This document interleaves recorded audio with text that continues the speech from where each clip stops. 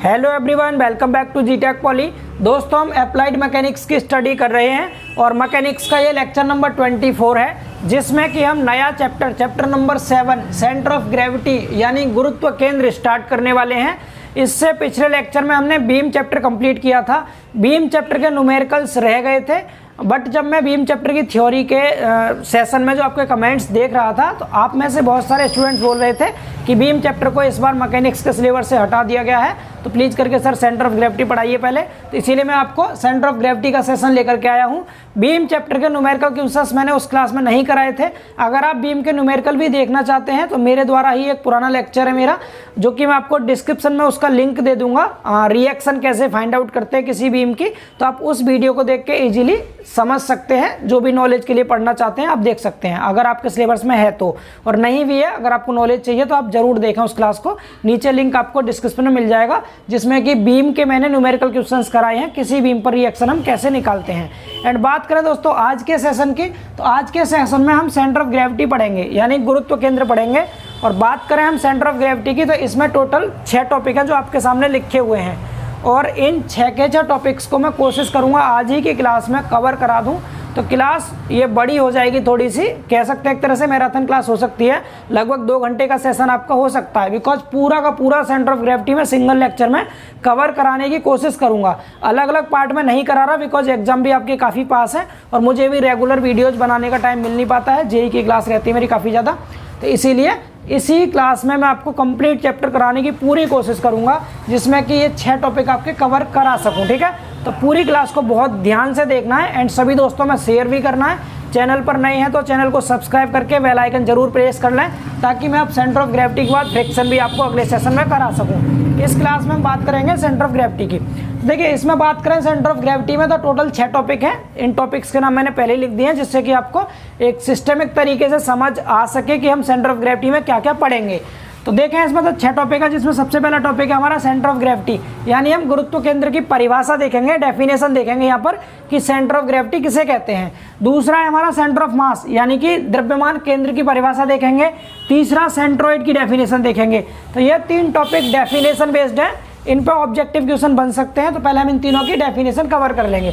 Then after जो चौथा topic है, वेरी इंपॉर्टेंट है, बहुत ज़्यादा इंपॉर्टेंट है दोस्तों। चौथा topic centroid of some important sections, यानी कुछ महत्वपूर्ण कांटों के केंद्रक। हम सेक्शन देखेंगे, कोई रेक्टेंगल सेक्शन होगा, ट्रायंगल सेक्शन होगा, सर्कुलर सेक्शन होगा, सेमी सर्कुलर सेक्शन होगा, ट्रेपेजोइडल सेक्शन होगा। हर तरह के सेक्शन का सेंटर ऑफ ग्रेविटी में आपको बताऊंगा इस टॉपिक में। ठीक है, एंड इसके बाद बात करें 5वां टॉपिक, तो 5वें टॉपिक में हम क्या करेंगे, न्यूमेरिकल क्वेश्चंस करेंगे इसके। How to calculate centroid of any section, यानी किसी भी सेक्शन का सेंट्रॉइड हम कैसे निकालते हैं, केंद्रक कैसे निकालते हैं, उसके फॉर्मूले भी देखेंगे एंड उस पर बेस्ड क्वेश्चंस भी करेंगे, न्यूमेरिकल क्वेश्चंस। एल सेक्शन देखेंगे, आई सेक्शन देखेंगे, टी सेक्शन, जेड सेक्शन, जितने टाइप के भी सेक्शन बनते हैं सभी का मैं आपको सेंटर ऑफ ग्रेविटी निकालना सिखाऊंगा। एंड सिर्फ सेक्शन का ही नहीं दोस्तों, आप कोई भी बॉडी दे दें, आप हर बॉडी का सेंटर ऑफ ग्रेविटी इजीली निकाल लेंगे। बहुत ध्यान से आपको सीखना है। आज के इस चैप्टर में बहुत ज़्यादा से ज़्यादा आपको नॉलेज गेन करनी है, ज़्यादा से ज़्यादा सीखने की कोशिश करनी है। लास्ट का टॉपिक है आपका topic number 6 centroid of 3D bodies, यानी हम 3D बॉडी का सेंट्रॉइड भी देखेंगे। क्या 3D बॉडी का सेंट्रॉइड या फिर सेंटर ऑफ ग्रेविटी हम कैसे कैलकुलेट करते हैं, क्या फॉर्मूले होते हैं। 3D बॉडी में क्या क्या पढ़ेंगे हम, बेलन देखेंगे यानी सिलेंडर, शंकु देखेंगे जिसे कोन कहते हैं हम, ठीक है, और स्फीयर देखेंगे, गोला, हेमी स्फीयर देखेंगे, अर्धगोला, सब कुछ देखने वाले हैं इसमें। तो ओवरऑल हम 6 टॉपिक में पूरा चैप्टर अपना कंप्लीट कर लेंगे। ये 6 टॉपिक्स हैं, आप इनका स्क्रीनशॉट ले सकते हैं एंड सबसे पहली हेडिंग लिखेंगे, फिर इसके बाद आप सेंटर ऑफ ग्रेविटी। तो समझते हैं सेंटर ऑफ ग्रेविटी किसे कहते हैं। कॉपी पेन साथ में लेके बैठेंगे प्लीज़ करके, ताकि आप इनके सभी के नोट्स बना सकें साथ साथ। इसके अलावा नोट्स का PDF, इसका PDF जो मेरे द्वारा हाथ से लिखा हुआ है, हैंड रिटन नोट्स का PDF सेंटर ऑफ ग्रेविटी का, आपको टेलीग्राम चैनल पर मिल जाएगा। जीटेक पॉली टेलीग्राम चैनल जो है उसका लिंक भी आपको डिस्क्रिप्शन में दे दिया जाएगा। तो वीडियो खत्म होने के बाद आप जा करके टेलीग्राम पर PDF डाउनलोड कर सकते हैं।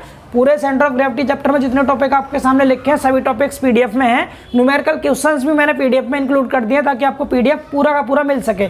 बट उससे पहले आपको क्लास को जरूर देखना है, जिससे कि आपको टॉपिक समझ में आ सके, ताकि रिवीजन में आप PDF से इजीली रिवाइज कर सकें। क्लियर ना, दोबारा वीडियो आपको देखने की आवश्यकता नहीं पड़ेगी, बस एक बार पूरे डेडिकेशन के साथ बहुत ध्यान से देखिएगा। तो चलिए स्टार्ट करते हैं पहले टॉपिक से। सबसे पहली हेडिंग लिख लीजिए आप सभी, सेंटर ऑफ ग्रेविटी। मैं तीनों टॉपिक को एक साथ क्लियर करता हूं आपको।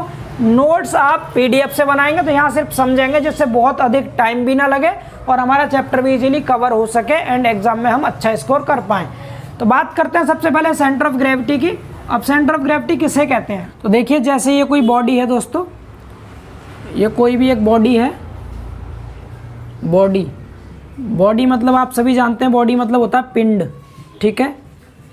ये कोई बॉडी है, तो जो आपका सेंटर ऑफ ग्रेविटी है, सेंटर ऑफ मास है या सेंट्रोइड है, ये क्या होते हैं? ये पॉइंट होते हैं दोस्तों। क्या होते हैं? ये पॉइंट मतलब होता है बिंदु होते हैं। ध्यान से समझिएगा, आपको इजीली क्लियर हो जाएगा। बिंदु होते हैं, लिखा भी है पीछे केंद्र या केंद्रक, तो केंद्र मतलब एक बिंदु होगा निश्चित।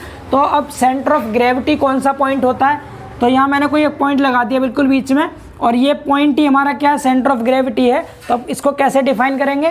तो किसी भी बॉडी का एक ऐसा पॉइंट, किसी बॉडी का एक ऐसा पॉइंट जिस पर इसका टोटल वेट मतलब भार, इसका टोटल भार जिस पॉइंट पर कार्य करता हुआ माना जाता है, वह पॉइंट क्या कहलाता है? इस बॉडी का सेंटर ऑफ ग्रेविटी कहलाता है, सीजी कहलाता है। एक बार फिर से रिपीट करते हैं, क्या? किसी भी बॉडी का, और ये बॉडी कैसी होनी चाहिए? जिसका कुछ भार हो, यानी भार वाली बॉडी, ठीक है ना। तो ऐसी कोई भी वेटेड बॉडी यानी भारीय पिंड का वह बिंदु जिस पर उसका टोटल वेट कार्य करता हुआ माना जाता है, सेंटर ऑफ ग्रेविटी कहलाता है। सिंपल सी डेफिनेशन, समझ आ गई सभी को? नोट्स आप पीडीएफ में से बना लीजिएगा, अभी सिर्फ सुनते रहें और समझते रहें अच्छे से, ठीक है। अब बात करें सेंटर ऑफ मास की, तो सेंटर ऑफ मास क्या हो जाएगा? मैंने अभी आपको बताया ही क्या कि ये तीनों क्या होते हैं? पॉइंट होते हैं। तो यहाँ भी एक पॉइंट होगा। सपोज मैंने बीच में यहाँ कोई एक पॉइंट लगा दिया। अब सेंटर ऑफ मास क्या होता है? तो सेंटर ऑफ मास एक ऐसा पॉइंट होता है जिस पर इस बॉडी का टोटल मास कार्य करता है। मास मतलब दोस्तों द्रव्यमान कार्य करता है, द्रव्यमान। तो क्या कहलाता है? द्रव्यमान केंद्र कहलाता है। तो ये वाला पॉइंट क्या हो गया? ये वाला पॉइंट हो गया सेंटर ऑफ मास। तो ऐसा पॉइंट जिस पर किसी बॉडी का टोटल मास कार्य करता है तो सेंटर ऑफ मास कहलाएगा। ऐसा पॉइंट जिस पर किसी बॉडी का टोटल वेट कार्य करता है तो सेंटर ऑफ ग्रेविटी या फिर सेंटर ऑफ वेट भी कहते हैं। इसको हम सेंटर ऑफ वेट भी कह देंगे, ठीक है। अब दोनों में डिफरेंस क्या रह गया? फिर ये मास है, ये वेट है, दोनों में डिफरेंस क्या है? ध्यान से सुनेंगे, सामने देखिएगा। वेट की पहले डेफिनेशन आपको बता दूं, अगर मैं भार की परिभाषा आपको बता दूंगा तो आप इजीली दोनों में डिफरेंस समझ लेंगे। तो अगर बात करें दोस्तों भार की, तो आप सभी ने W बराबर mg, इतना तो फिजिक्स में पढ़ा होगा 9th 10th में भी, या 11th 12th से होंगे अब, तो आपने पढ़ रखा होगा इतना, ठीक है। W बराबर mg। अब W बराबर mg का मतलब क्या है? जी आप सभी जानते हैं ये क्या होता है? ग्रेविटेशनल एक्सेलरेशन होता है, यानी गुरुत्व त्वरण है ये, ठीक है जी, जिसकी वैल्यू 9.81, जी की वैल्यू क्या होती है?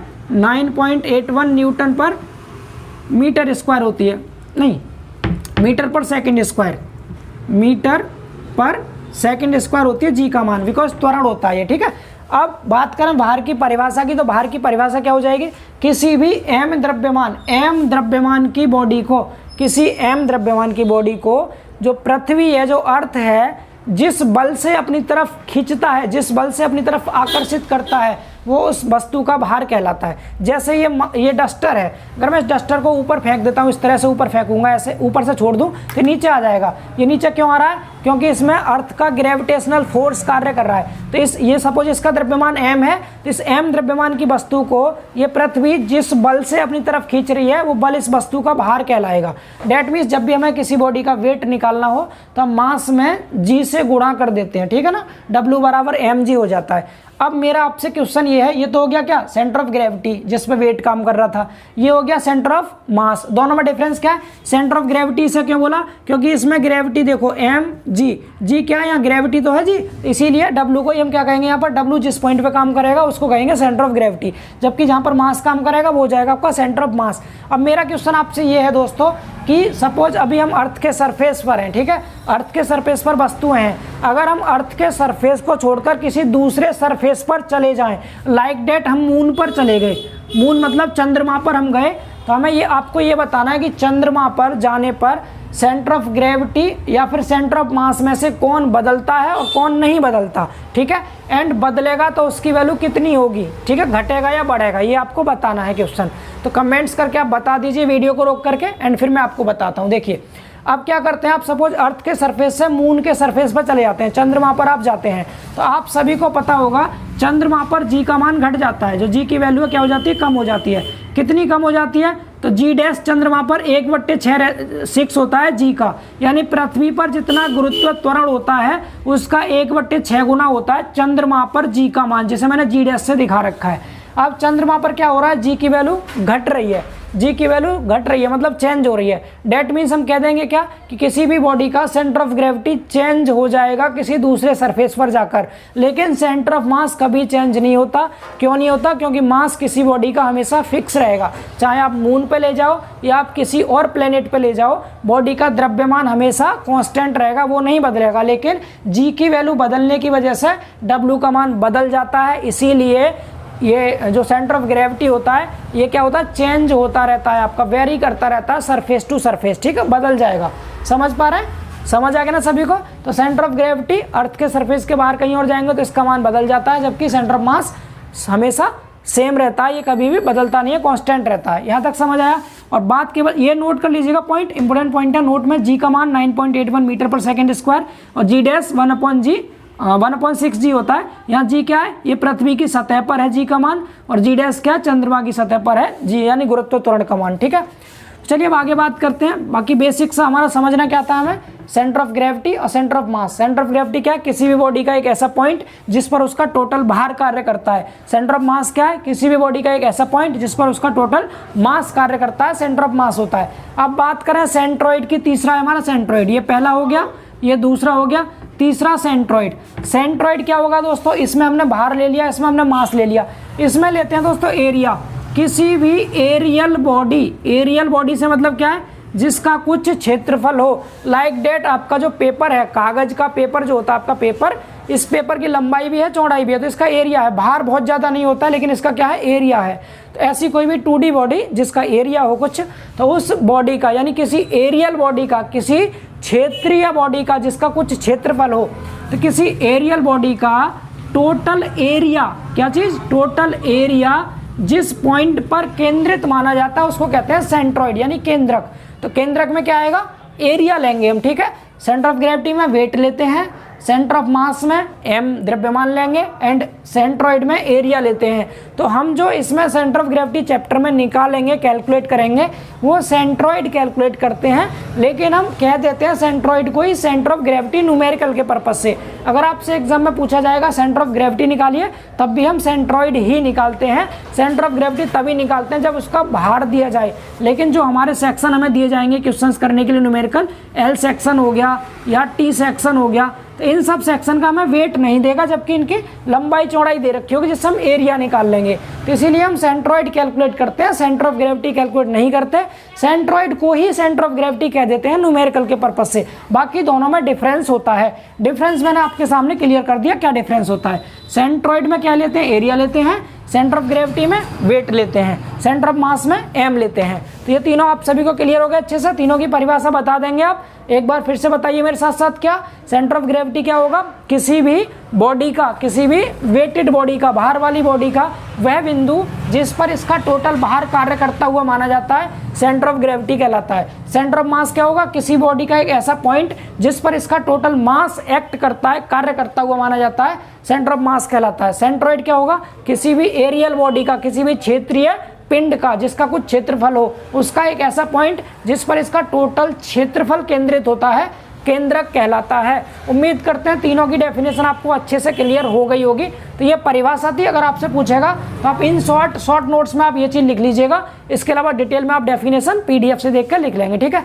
अब इसको रफ करते हैं एंड मूव करते हैं अपने चौथे टॉपिक की ओर। तो रफ करते हैं इसे।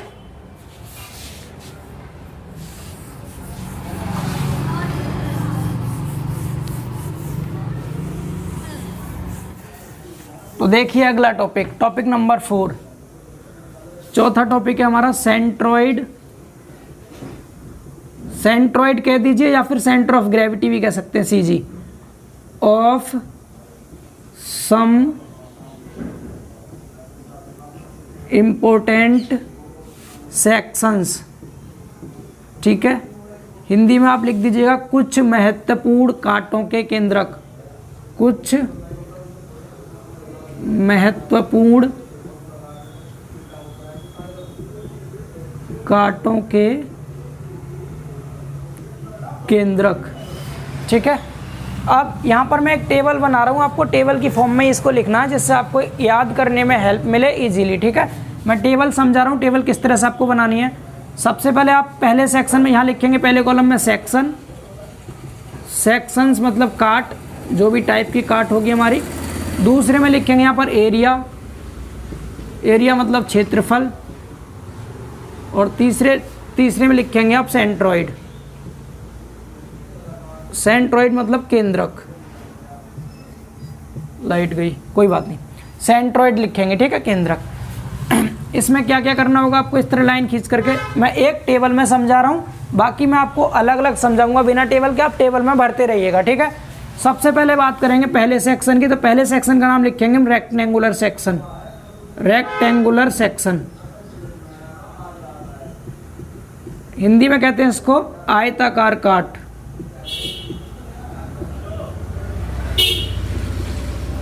आयताकार काट, अब ध्यान से समझेंगे, बहुत ध्यान से। रेक्टेंगुलर सेक्शन, आयत बनाना सभी को आता है। रेक्टेंगल कैसा होता है आपका, रेक्टेंगल ये होता है, ये आपका आयत हो गया। ठीक है, और हमें देखना है इस आयत का सेंटर ऑफ ग्रेविटी यानी केंद्रक या फिर गुरुत्व केंद्र कहाँ पर लाई करेगा, क्या होगा, हमें इसका सेंट्रॉइड बताना है। ठीक है, अब सबसे पहली चीज़ मैं आपको स्टार्टिंग में बता दूं, क्या किसी भी सेक्शन का अगर आप सेंट्रॉइड निकालें यानी केंद्रक बताएं, तो इसमें आपको करना क्या होता है, जो भी बॉडी दी गई है इस बॉडी को आपको एक चतुर्थांश में रखना होगा।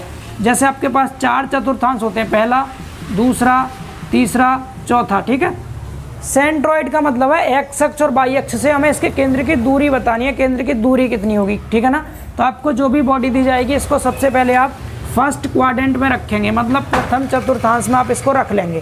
क्लियर ना, तो आपको हमेशा ध्यान के रखना है कि किसी भी बॉडी का जिसका हमें सेंट्रॉइड निकालना है उसको फर्स्ट क्वाड्रेंट में रखना है, प्रथम चतुर्थांश में रखना है ऑल टाइम, चाहे वो आयत हो, वृत्त हो, कुछ भी हो। ठीक है, तो मैंने क्या करना है, इसको फर्स्ट चतुर्थांश में रखूंगा तो एक्स अक्ष इधर आएगा, इधर हो गया एक्स अक्ष, और वाई अक्ष इधर आएगा, वाई अक्ष किधर आएगा, यहाँ पर हो गया हमारा वाई अक्ष। इतना समझ आ रहा है, वाई अक्ष ये हो गया, एक्स अक्ष ये हो गया, तो ये फर्स्ट क्वाड्रेंट में बॉडी आ गई। इस तरह से हमने बना लिया क्या, इसका एक आयत का डायग्राम बना लिया, सीजी वाला सेक्शन। समझ आ रहा सभी को। अब इसके बाद एरिया की बात करें तो हमने मान लिया इसकी चौड़ाई जो थी आयत की यहाँ से यहाँ तक b है, एंड जो इसकी ऊंचाई थी यहाँ से यहाँ तक ये कितनी है, h है। क्लियर ना। अब आयत का क्षेत्रफल आप सभी जानते हैं b इंटू एच होता है, लंबाई गुणा चौड़ाई, तो एरिया तो हो जाएगा b इंटू एच। इसका एरिया कितना हो गया, b इंटू एच। समझ आ रहा है एरिया। एंड अब आगे बात करें हम सेंट्रॉइड की, तो सेंट्रॉइड में हम दो चीज़ निकालते हैं, एक तो एक्स बार निकालते हैं एंड दूसरा हम इसमें वाई बार निकालते हैं। एक्स बार और वाई बार दो चीज़ हमें निकालनी होती है। एक्स बार का मतलब क्या है, ये आयत है, इसका सेंटर कहाँ होगा, सेंटर मतलब आपको बताया था क्या कि जिस पर इसका टोटल वेट एक्ट करेगा। ठीक है, तो इसका सेंटर होगा बिल्कुल बीच में, यहाँ पर सेंटर आयत का बिल्कुल बीच में होता है। ठीक है, अब ये है आपका मूल बिंदु, एक्स अक्ष और वाई अक्ष जिस पॉइंट पे मिलते हैं वो मूल बिंदु होता है। अब इस ओरिजिन से एक्स अक्ष की तरफ जो हम दूरी चलेंगे इधर को, ये तो होता है एक्स बार, ये क्या होता है एक्स बार, एंड इस मूल बिंदु से ऊपर वाई अक्ष की तरफ जो दूरी चलेंगे हम, ये होता है वाई बार। समझ पा रहे हैं। तो हम यहाँ पर सेंटर यानी सीजी बताने का मतलब है हमें, ये सीजी है, इस सीजी की पोजीशन बताते हैं कि ये मूल बिंदु से एक्स अक्ष की तरफ कितनी दूरी पर है, एंड मूल बिंदु से वाई अक्ष की तरफ, ओरिजिन से वाई अक्ष की तरफ कितनी दूरी पर है, तो इसी को एक्स बार वाई बार कह देते हैं। एक्स बार का मतलब मूल बिंदु से सेंटर तक की एक्स अक्ष की तरफ दूरी, वाई बार का मतलब मूल बिंदु से वाई अक्ष की तरफ सेंटर तक की दूरी वाई बार। तो इसमें हम एक्स बार वाई बार की वैल्यू हमें याद करनी होती है जब भी हमसे केंद्रक पूछता है या गुरुत्व केंद्र पूछता है। तो क्या करेंगे हम इसमें, अब आप खुद बताइए टोटल चौड़ाई कितनी है, बी है, सेंटर हमेशा बिल्कुल बीच में होता है, तो ये एक्स बार कितना हो जाएगा, बी का आधा होगा, बी का आधा मतलब b/2 हो जाएगा। क्लियर ना। ऐसे ही वाई बार कितना हो जाएगा इसका, वाई बार h/2 हो जाएगा। तो रेक्टेंगल आप सभी को समझ आया, आयत का समझ आ गया। तो आपको ये टेबल कंटिन्यू रखनी है। मैं अब आपको टेबल मिटा रहा हूँ, जितने भी सेक्शन आएंगे अलग अलग डायग्राम बना के उनका एरिया भी समझाऊंगा, एक्स बार वाई बार की वैल्यू भी समझाऊंगा। ठीक है ना। अब आपको ध्यान से समझते रहना, आपको टेबल में ही भरना है, नोट्स भी मिल जाएंगे पीडीएफ से, वहाँ से देख के भी लिख लीजिएगा आप। बाकी मैं आपको टेबल से अलग समझा रहा हूँ जिससे कि डायग्राम को और अच्छे से समझा सकूँ, बार बार मिटाना ना पड़े, एक साथ 2-3 सेक्शन समझा सकें। ठीक है, इसको रफ करते हैं और देखते हैं अगला सेक्शन। पहला सेक्शन सभी को समझ आया। आप इसका स्क्रीनशॉट ले सकते हैं पहले सेक्शन का। अब बात करते हैं दूसरे सेक्शन की। देखिए टेबल का प्रारूप आप सभी समझ गए, इसी टेबल में आपको भरना है। मैं इसको रफ करके अब आपको थोड़ा फास्टली समझाता हूँ सेक्शंस और जितने भी हैं। अब बात करेंगे सेकंड सेक्शन की। दूसरा रहेगा हमारा ट्रायंगुलर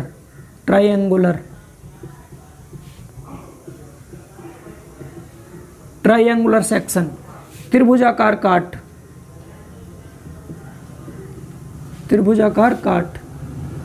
अब ये जो b/2 h/2 आता है ना, इन सब के डेरिवेशन भी है, लेकिन ऑब्जेक्टिव एग्जाम है, आपके डेरिवेशन पूछे नहीं जाएंगे, तो वो हम बाद में डिस्कस कर लेंगे अगले सेमेस्टर में, जब भी सॉम पढ़ेंगे आप तब समझा देंगे, ठीक है।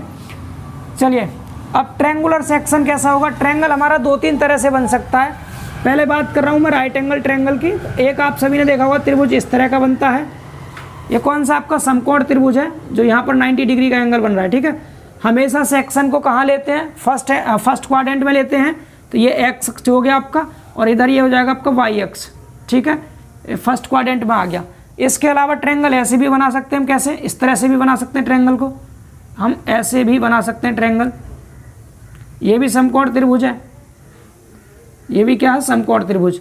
इसमें क्या करेंगे, अब यहाँ से गलती से एक्स अक्ष और वाई अक्ष यहाँ से मत लेने लग जाना आप, बिकॉज फिर अगर आपने ऐसे ले लिया तो फिर ये दूसरे चतुर्थांश में हो जाएगा। हमें लेना है हमेशा सेक्शन को पहले चतुर्थांश में लेना है, फर्स्ट क्वाड्रेंट में लेना है। तो ये हो जाएगा आपका, इधर हो गया ये वाई अक्ष एंड इधर हो जाएगा क्या, एक्स अक्ष। समझ पा रहे हैं? तो इस तरह से मैं दोनों तरह के ट्रायंगल बना दिए। एरिया आप सभी जानते हैं, अगर ये बी है बेस और एच ऊंचाई है, यहाँ भी सेम, ये आधार बी है और ऊंचाई इसकी एच है, तो आप सभी जानते हैं एरिया क्या होता है त्रिभुज का। इस वाले त्रिभुज का एरिया भी 1/2 आधार गुणा ऊंचाई होगा, b/h। इस वाले का भी एरिया सेम होगा, b/h, ठीक है। दोनों का एरिया तो सेम ही रहेगा। अब बात करते हैं इसके सेंटर ऑफ ग्रेविटी की, सीजी की। ध्यान से देखेंगे तो जो भी त्रिभुज होता है आपका, इसका जो सेंटर होता है दोस्तों, जो लंबवत वाली भुजा होती है ना, इसकी तरफ होता है। मतलब ये लंबवत भुजा तो इसके पास में होगा लगभग, इधर को, इधर से ज़्यादा दूरी पे होता है, इधर ज़्यादा गैप रहेगा, इधर को गैप कम रहता है, इस साइड को रहता है। यानी एक्स बार का मान इधर यहाँ से यहाँ तक कितना होगा, लंबवत भुजा की तरफ होता है। ये वाला क्या हो गया आपका, यहाँ से यहाँ तक बाई बार हो गया, ठीक है। एंड यहाँ भी सेंटर कहाँ होगा, लंबवत भुजा ये इसके पास में होगा। लेकिन एक्स बार तो हमारा वही होता है क्या, ये मूल बिंदु है, तो मूल बिंदु से सेंटर की तरफ एक्स अक्ष की तरफ चलेंगे, ये एक्स बार ये हो गया। एंड वाई बार कहाँ होगा हमारा, मूल बिंदु से वाई अक्ष की तरफ ये वाई बार हो गया। अब गलती से इधर से मत नापने लग जाना आप एक्स बार को। एक्स बार हमेशा मूल बिंदु से सेंटर तक की दूरी होती है, मूल बिंदु से सेंटर तक की दूरी होती है, ठीक है, इधर एक्स अक्ष की तरफ। क्लियर ना? तो अब बात करें एक्स बार और वाई बार की, तो अब ध्यान से समझिएगा। त्रिभुज का जो एक्स बार होता है दोस्तों, यहाँ से यहाँ तक की दूरी इस बी का 1/3 गुना होता है, मतलब 1/3 भी होता है, या मैं कह सकता हूँ कितना, b/3। आयत में क्या था, ये आयत में था b/2, त्रिभुज में रहता है b/3। बाई बार क्या होगा, ये h का 1/3 होता है, यानी h/3। b/3 h/3 किसका, त्रिभुज का केंद्रक होता है, ध्यान रखिएगा, ठीक है ना।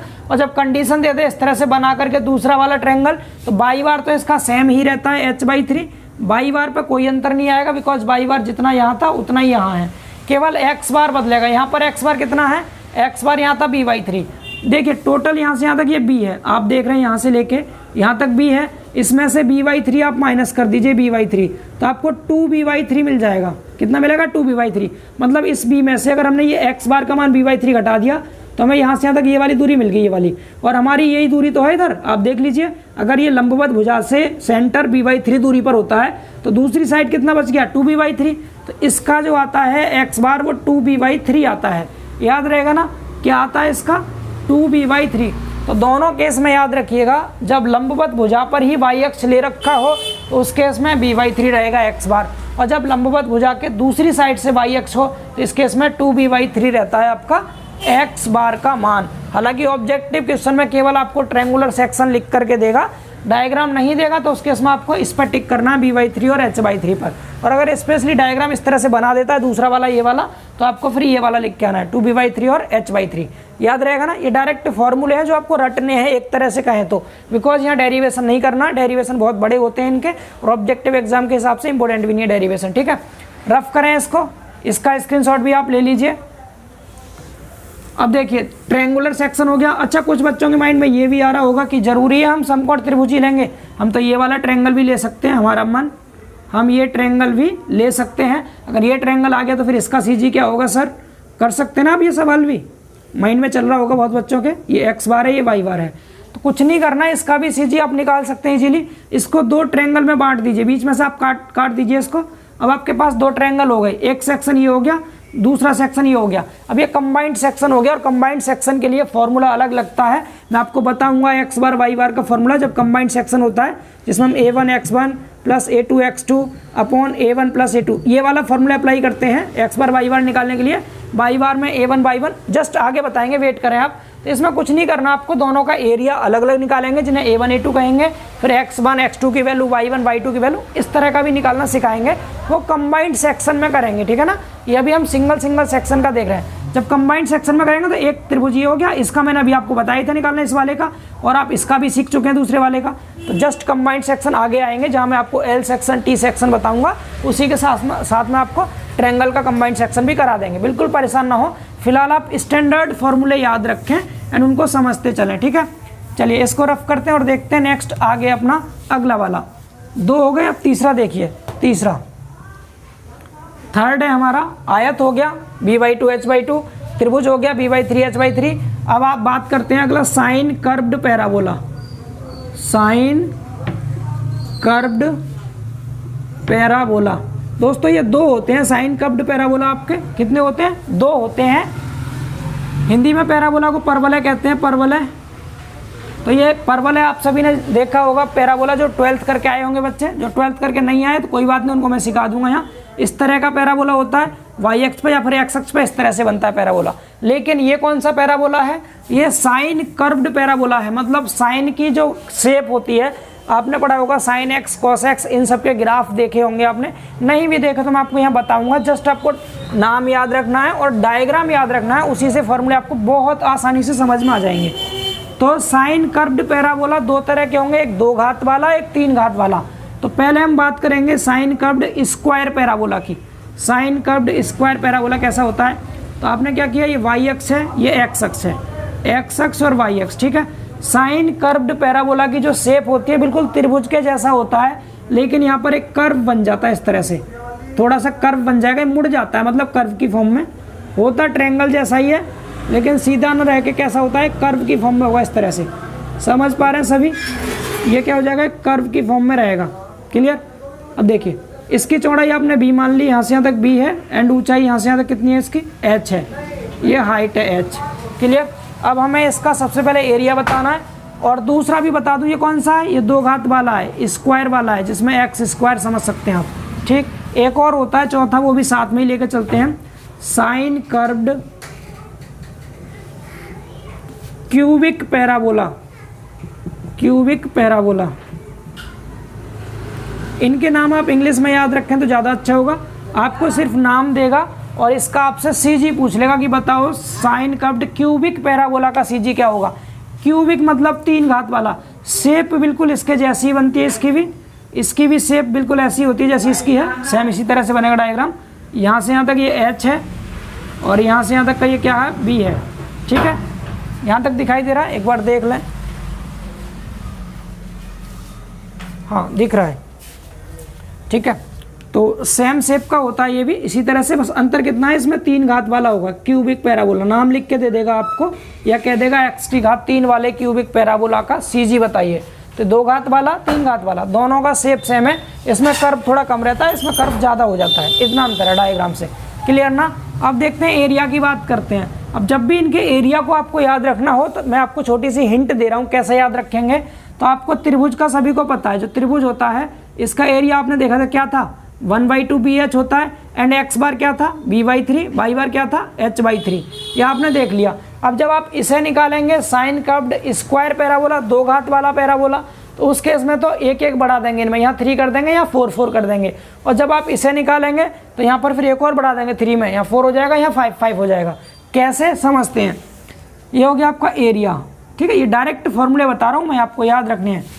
त्रिभुज का 1/2 आधार गुणा ऊंचाई होता है, इसका 1/3 आधार गुणा ऊंचाई हो जाएगा, 1/3 b × h। एक्स बार और बाई बार की बात करें, त्रिभुज का एक्स बार क्या था, b/3, यहाँ हो जाएगा b/4, इसका h/3 था बाई बार, यहाँ हो जाएगा h/4। एक्स बार बाई बार मतलब ये एक्स बार और यहाँ से यहाँ तक ये क्या है आपका वाई बार। तो एक्स बार वाई बार की वैल्यू समझ पा रहे हैं। एंड इसमें बात करें एक्स बार वाई बार, ये हो गया एक्स बार, ये हो गया वाई बार। इसका एक्स बार वाई बार क्या होगा, तो इसका एरिया क्या है, एक बढ़ा देंगे यहाँ पर 1/4 BH, यहाँ कर देंगे BY5 और यहाँ भी BH/5। क्लियर ना। तो ट्रायंगल से रिलेट करके आप याद कर लीजिएगा, इजीली आपको याद हो जाएंगे दोनों ये, ठीक है। हालांकि फर्स्ट ईयर के सिलेबस में नहीं होंगे ये, लेकिन फिर भी मैंने बता दिया ऑब्जेक्टिव एग्जाम है, क्या पता जेई का कोई क्वेश्चन उठा के पूछ ले आपसे, इसीलिए आपको याद रखना है इनको। क्लियर हुआ ना दोनों पैराबोला ये। तो आपका क्या हो गया, त्रिभुज हो गया, साइन कर्व्ड पैराबोला हो गया और साइन कर्व्ड क्यूबिक पैराबोला हो गया। अब एक और आता है हमारा हॉगिंग पैराबोला। कौन सा आता है, हॉगिंग पैराबोला। हटा दें इसे। अगला 5वां देखिए हॉगिंग पैराबोला। इन शेप को प्लीज करके आप अच्छे से याद कर लें, तभी आपसे क्वेश्चन बन पाएंगे, ठीक है। 5वां देखिए नंबर 5। 5वां क्या है, हॉगिंग पैराबोला। हॉगिंग पैराबोला, हालांकि आगे भी आपको ये बहुत हेल्प करेंगे। ये तीसरा पैराबोला है। हॉगिंग का मतलब हिंदी में आई थिंक अवतलन होता है, एक सैगिंग होता है, एक हॉगिंग होता है। तो सैगिंग का मतलब साइन कर्व्ड हम देख चुके पहले ही, हॉगिंग, ठीक है। तो हिंदी नहीं लिख रहा मैं, एग्जैक्ट हिंदी वर्ड मुझे पता नहीं इसका क्या होगा, लेकिन आप इंग्लिश में याद रखिएगा, दोनों लैंग्वेज में एग्जाम आएगा आपका, तो आप एक बार इंग्लिश में भी क्वेश्चन को देख सकते हैं, ठीक है। Hugging parabola. हॉगिंग पैराबोला की शेप कैसी होती है, सैगिंग में तो आपने ऐसे करते हैं, सैगिंग में इस तरह बनाया था, सैगिंग कह दो या फिर साइन कर्व्ड कह दो आप उसको। लेकिन हॉगिंग में क्या होगा, जस्ट उल्टा, आपको इधर से घुमाना है पैराबोला को, ऐसे। समझ पा रहे हैं। तो इस पैराबोला को हम क्या बोल देंगे, हॉगिंग पैराबोला है। कौन सा है, हॉगिंग पैराबोला। इस तरह से ये एक्स अक्ष, ये वाई अक्ष। इसका एरिया क्या होता है, एरिया, तो जो ऊपर आपने पैराबोला देखे क्या देखा था, 1/3 BH था, किसमें, साइन कर्व्ड पैराबोला में। यहाँ पर 2/3 हो जाता है। थोड़ा याद रखिएगा अच्छे से, इनको एक दो बार बैठ के याद करना पड़ेगा आपको, फिर इजीली रट जाएंगे अच्छे से आपको, ठीक है ना। इसके बाद बात करें एक्स बार और वाई बार की, तो इसकी जो ये बी है ये एच है, इसका एक्स बार जो होता है यहाँ से यहाँ तक एक्स बार, ये हो गया वाई बार, ठीक है। तो इसके एक्स बार की वैल्यू क्या होगी, तो इसका जो एक्स बार होता है दोस्तों, इसका एक्स बार रहता है 3b/8। कितना होता है, 3b/8। अगर यहाँ से यहाँ तक ये b है तो इस एक्स बार की वैल्यू कितनी होगी, 3/8b होता है, ठीक है। एंड वाई बार हो जाता है फिर 3h/8। समझ पा रहे हैं। बहुत ध्यानपूर्वक आपको इन सबको याद करना है, अच्छे से इजीली याद कर लेंगे आप। ये रटने वाली चीज़ें दोस्तों, इसको रटना ही पड़ेगा आपको, कोई और ऑप्शन नहीं है, ठीक है। समझ आया सभी को। तो ये क्या हो गया आपका, हॉगिंग पैराबोला हो गया। 5 सेक्शन हो गए। छठा सेक्शन देखेंगे अब सर्किल का, सर्कुलर सेक्शन। हटा दें इसे, आप टेबल भर लीजिएगा और इस तरह समझते चलिए, ठीक है। छठा देखिए, छठा सर्कुलर पैराबोला। बस इनके सेक्शन बता दें, फिर थोड़ा सा और इंटरेस्ट आपको बढ़ाएंगे पढ़ाने में। सर्कुलर पैराबोला नहीं, सॉरी, सर्कुलर सेक्शन। पैराबोला तो 3 ही थे। सर्कुलर मतलब होता है वृत्ताकार, वृत्ताकार काट। सर्किल सभी ने देखा, सर्किल कैसा होता है, गोल गोल, ये हो गया सर्किल, ठीक है ना। अब इस सर्किल का हमें सेंटर बताना, बिल्कुल बीच में होगा सेंटर। पहले चतुर्थांश में लेंगे तो ये हो गया इसका एक्स अक्ष और ये हो गया इसका वाई अक्ष, सॉरी ये एक्स अक्ष और ये वाई अक्ष। क्लियर ना। इस तरह से ये इसका मूल बिंदु है ओ, ओरिजिन। तो ओरिजिन से ऊपर सेंटर जो होगा वाई अक्ष की तरफ, ये वाला कितना होता है आपका, वाई बार होता है। एंड ये वाला क्या होता है आपका, एक्स बार होता है, एक्स बार। अब आप खुद बताइए सर्किल का एरिया, एरिया क्या होता है, πr² होता है, πr²। आर इसकी त्रिज्या है, आर क्या है इसकी त्रिज्या। एरिया समझ आया। एंड एक्स बार की बात करें तो इसका एक्स बार कितना होगा, आप खुद बता सकते हैं इसका एक्स बार क्या होगा। अरे यहाँ सेंटर से परिधि तक की दूरी रेडियस होती है, और वाई बार सेंटर से परिधि तक की दूरी, सरकमफ्रेंस तक की दूरी, ये भी रेडियस। तो एक्स बार भी आर होगा इसका, एंड वाई बार भी आर होगा। और अगर आपने इसको बीच में से खींच दिया होता वाई एक्स को, तो दोनों जीरो हो जाते, फिर सेंटर यहीं पे लाई करता वाई एक्स पे, नहीं सॉरी एक्स बार जीरो हो जाता और वाई बार ऊपर को लाई करता। फिलहाल आप प्रथम चतुर्थांश के साथ समझिएगा, सर्किल का जो सेंट्रोइड होता है वो सर्किल के सेंटर पर ही होता है। सेंटर पर होने का मतलब परिधि से आर दूरी पर, परिधि से आर दूरी पर।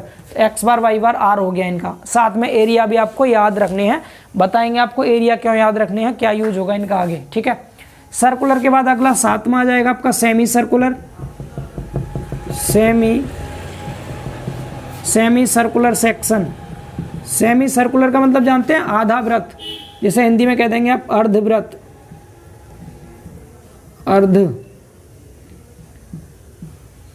हिंदी में कैसे लिखते हैं भाई? अर्ध,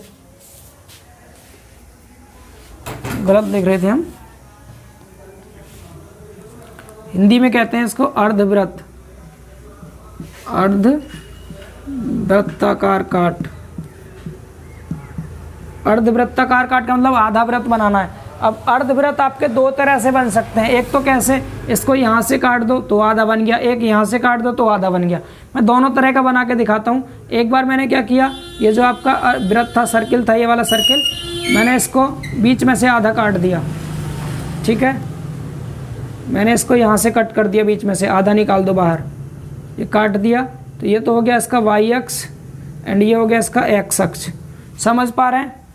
ठीक है। एरिया क्या होगा इसका? एरिया सेमी सर्किल का एरिया, तो जो इसका था इसका आधा कर दीजिए, पाई आर स्क्वायर का आधा कर दिया। ठीक है। एंड एक्स बार और वाई बार क्या होंगे? अब एक्स बार वाई बार गलती से आधा मत करने लग जाना, आप ध्यान से देखिएगा, यहाँ कहीं सेंटर पड़ेगा इसका बीच में, यहाँ पर। ठीक है। तो एक्स बार तो क्या हो गया आपका? एक्स बार हो गया यहाँ से लेके यहाँ तक, तो ये तो परिधि से यहाँ तक हो गया एक्स बार। वाई बार यहाँ से यहाँ तक हो गया। समझ पा रहे हैं? वाई बार यहाँ से लेके यहाँ तक हो गया। अब इनके एक्स बार और वाई बार की आपको वैल्यू इनकी बतानी है। तो अगर आप ध्यान से देखो तो एक्स बार क्या, अगर ये कंप्लीट सर्किल होता आपका, ये सर्किल कंप्लीट होता दोस्तों, तो इस केस में यहाँ सेंटर होता, तो यहाँ से यहाँ तक एक्स बार आर था, तो ये भी एक्स बार आर ही होगा, बराबर रहेगा दूरी है, तो एक्स बार तो आर रहता सीधे सीधे। और वाई बार की वैल्यू कम हो जाएगी, बिकॉज अब ये परिधि से लेकर सेंटर तक तो आर था, लेकिन अब क्या है, ये अब सेंटर से यहाँ परिधि तक नहीं है, इसीलिए इसकी वैल्यू स्टैंडर्ड होती है वाई बार की। वाई बार की वैल्यू आप सभी को याद कर लेनी है। वाई बार की वैल्यू होती है 4r/3 पाई। कितनी होती है? 4r/3 पाई। अब अगर यही सर्किल ऐसे घूम जाता, ऐसे घूम जाता से मतलब क्या है, मैं ये ऊपर वाला मिटा रहा हूँ और इसको समझा देता हूँ आपको। अगर इस सर्किल को मैं, ये जो सर्किल था, मैं सर्किल को यहाँ से कट कर देता, डेट मीन्स मैंने इधर से काट दिया, तो इस बार इधर एक्स अक्ष हो गया, इधर वाई अक्ष हो गया। ठीक है, ये एक्स अक्ष है, ये वाई अक्ष है, सेंटर इसका यहाँ होगा। ध्यान से देखिएगा, तो जो आपका वाई बार था वो तो एक्स बार बन गया। ठीक है, और जो एक्स बार था वो क्या बन गया? वाई बार बन गया। तो इस केस में एरिया तो सेम यही रहेगा। एरिया की बात करें तो पाई r²/2 ही रहेगा, लेकिन एक्स बार और वाई बार क्या हो जाएंगे? इस बार जो एक्स बार देखो यहाँ तक था ये वाला, अब इसको खड़ा कर दिया ऐसे, तो एक्स बार वाई बार में बदल गया, तो वाई बार की जो वैल्यू थी वो एक्स बार की आ जाएगी, क्या थी? 4r/3 पाई। और ये वाई बार क्या हो जाएगा आपका? आर हो जाएगा, यानी परिधि से लेके सेंटर तक। ठीक है, इस तरह से। तो उम्मीद करते हैं आपको समझ आ गया होगा। तो डिपेंड करता है सेमी सर्किल का डायग्राम किस तरह का दे रखा है। इस तरह दिया होगा तो आर और 4r/3 पाई, और अगर इस तरह से दे रखा है ऐसे करके वाई एक्स के अबाउट इसका डायमीटर है, तो इस केस में क्या हो जाएगा? X bar 4r/3 pi, y bar r हो जाएगा। जस्ट अपोजिट कर देना। क्लियर हुआ? अब सेमी सर्कुलर सेक्शन के बाद देखते हैं क्वार्टर सर्कुलर सेक्शन, यानी 1/4। ठीक है, इसे रफ कर दें, आप इसका स्क्रीनशॉट ले सकते हैं।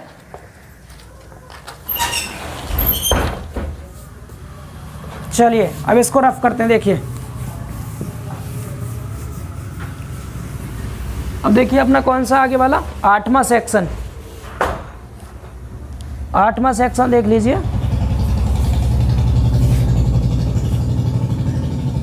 8वां क्वार्टर सर्कुलर।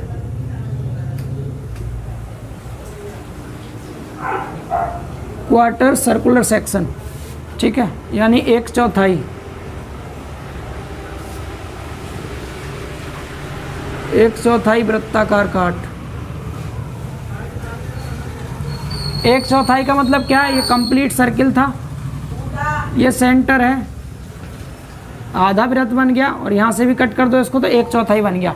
प्रथम चतुर्थांश में लेना है हमें, तो ये हो गया एक्स अक्ष और ये हो गया वाई अक्ष। बाकी सब मिटा दीजिए। ठीक है, बाकी सब मिटा दीजिए। तो ये ओरिजिन है, यहाँ सेंटर पे ये एक्स बार, और ये वाला क्या होगा? वाई बार। वाई बार। समझ पा रहे हैं? ठीक है, तो एरिया क्या हो जाएगा यहाँ? एरिया तो जो वृत्त का होता है उसको 4 से डिवाइड कर देना, 4 पाई r²/4। अब बात करें इसके एक्स बार वाई बार की, तो आप खुद बताइए, आप अगर ये आपका सेमी सर्किल होता, क्या होता? ये सेमी सर्किल होता, इस केस में जो वाई बार था, वाई बार तो सेम वही है, जो वाई बार था वो तो वही है सेम, क्या? 4r/3 पाई। समझ पा रहे हैं इतना? लेकिन यहाँ पर एक्स बार, इस केस में तो यहाँ से यहाँ तक होता था एक्स बार, लेकिन यहाँ एक्स बार क्या है? जो वाई बार की वैल्यू उतना ही एक्स बार है। डेट मीन्स यहाँ एक्स बार भी कितना रहता है 4r/3π ही रहता है, याद कर लीजिएगा अच्छे से, ठीक है ना। यानी 1/4 वृत्त के केस में क्या होगा, एक्स बार वाई बार दोनों सेम रहते हैं, 4r/3π और 4r/3π। क्लियर हुआ। ये बहुत ज़्यादा इंपॉर्टेंट है, ये आपसे पूछा जा सकता है ऑब्जेक्टिव एग्जाम में। मैं एक और सेक्शन आपको बताता हूँ, लास्ट सेक्शन 2D डायग्राम का, और वो है समलंब चतुर्भुज का CG क्या होगा। समलंब चतुर्भुज आप सभी जानते हैं, अंग्रेजी में इसको कहते हैं ट्रेपेजॉइडल सेक्शन। ट्रेपेजॉइडल सेक्शन मतलब हो गया, ट्रेपेजॉइडल सेक्शन का क्या मतलब हो गया, ट्रेपेजॉइडल कहते हैं समलंबाकार,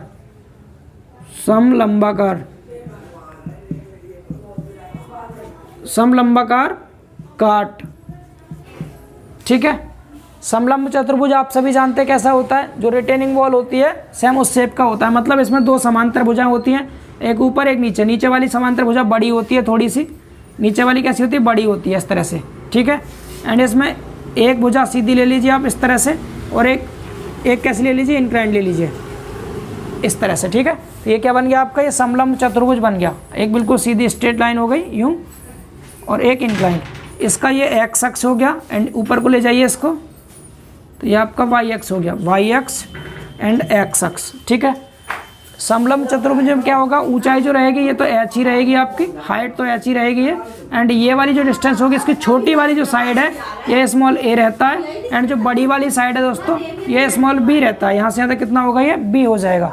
समझ पा रहे हैं। अब इसका एरिया जो होगा, एरिया का फॉर्मूला क्या होगा, इसके एरिया का फॉर्मूला तो आप सभी जानते होंगे, दोनों समांतर भुजाओं का योगफल a+b कर दीजिए अपॉन में 2, दोनों समांतर भुजाओं का योगफल बटे 2, एंड इनके जो बीच की दूरी है h, इससे कर देते हैं मल्टीप्लाई। तो एरिया क्या आ जाता है इसका, समांतर भुजाओं का योगफल बटे 2 इंटू h। ये क्या हो गया, एरिया हो गया। एरिया समझ आया। ये वैल्यू आपको दी जाएंगे, दोनों को जोड़ के आधा कर दीजिए और h से गुणा कर दीजिए। समांतर भुजाओं का योगफल बटे 2 इंटू में h। अब बात करें इसके x बार y बार की, तो इसका जो x बार होता है ध्यान से याद कर लीजिएगा, इंपॉर्टेंट फॉर्मूला है ट्रेपेजॉइडल सेक्शन का x बार, यानी यहाँ होता है लगभग x बार कहीं यहाँ, और ये होगा y बार, ठीक है। तो x बार का जो फॉर्मूला होगा वो होता है a² + b² + ab अपॉन में 3a + b अपॉन में 3a + b। याद हो जाएगा, ये आसान है बिल्कुल, ठीक है। गलती से भी यहाँ 2ab मत कर दीजिएगा, बिकॉज a² + b² 2ab भी फॉर्मूला होता है, लेकिन यहाँ क्या रहेगा, a² + b² + ab upon 3a + b x bar.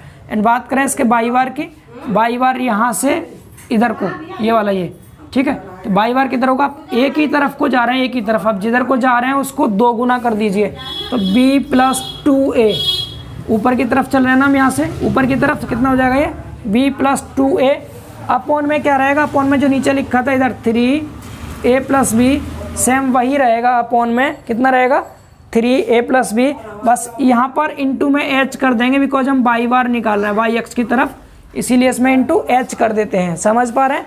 And अगर हम यहाँ से ऊपर से देखते नीचे की और y बार ये वाली वैल्यू, तो ऊपर से जब नीचे की तरफ जाते हैं तो हम अब b की तरफ जा रहे हैं, तो इस केस में a + 2b कर देते हैं, बाकी सब सेम रहता है।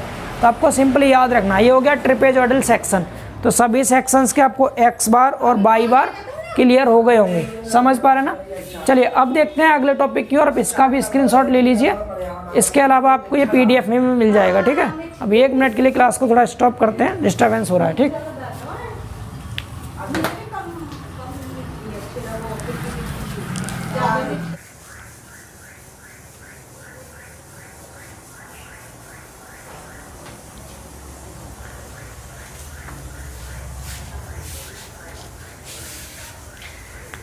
तो चलिए दोस्तों करते हैं कंटिन्यू। वो थोड़ा सा डिस्टर्बेंस हो गया था, आंटी जी आ गई थी।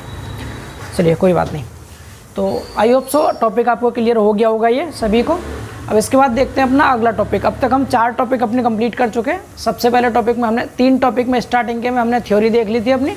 सबसे पहले हमने पढ़ लिया था, क्या पढ़ा था पहले, सेंटर ऑफ ग्रेविटी की डेफिनेशन, उसके बाद सेंटर ऑफ मास की डेफिनेशन देखी थी, देन आफ्टर सेंट्रॉइड की डेफिनेशन देखी थी, और उसके बाद हमने चौथे टॉपिक में सभी इंपॉर्टेंट 2D सेक्शंस के CG हमने देख लिए कि कहाँ पर लाई करेंगे, उनका एरिया क्या होगा और x बार y बार की वैल्यू क्या होगी। तो 9 टॉपिक मतलब 9 इसमें मैंने आपको सेक्शन बता दिए। इन 9 के 9 सेक्शंस को आपको बहुत अच्छे से याद करना है, जिनमें से आपका रेक्टेंगुलर ट्रायंगुलर और circular, semi circular, quarter circular. ये बहुत ज़्यादा इंपॉर्टेंट है, इनको आप अच्छे से याद कर लें नोट्स बना करके, पीडीएफ से भी नोट्स बनाएं। इसके अलावा साथ साथ अगर आप बना रहे हैं तो और भी अच्छी बात है, बिकॉज आपके हाथ के लिखे हुए नोट्स आपको ज़्यादा याद रहेंगे। तो अब मूव करते हैं हम अगले टॉपिक की ओर, जिसमें कि हम इनके न्यूमेरिकल क्वेश्चन देखेंगे। न्यूमेरिकल से मतलब क्या, जब मैं आपको ट्रायंगल में बता रहा था तो मैंने कहा था कंपोजिट सेक्शंस के हम सीजी निकालते हैं तो उसके फॉर्मूले होते हैं। तो अब हम अगले टॉपिक में देखेंगे किसी भी कंपोजिट सेक्शन का सीजी कैसे निकालेंगे।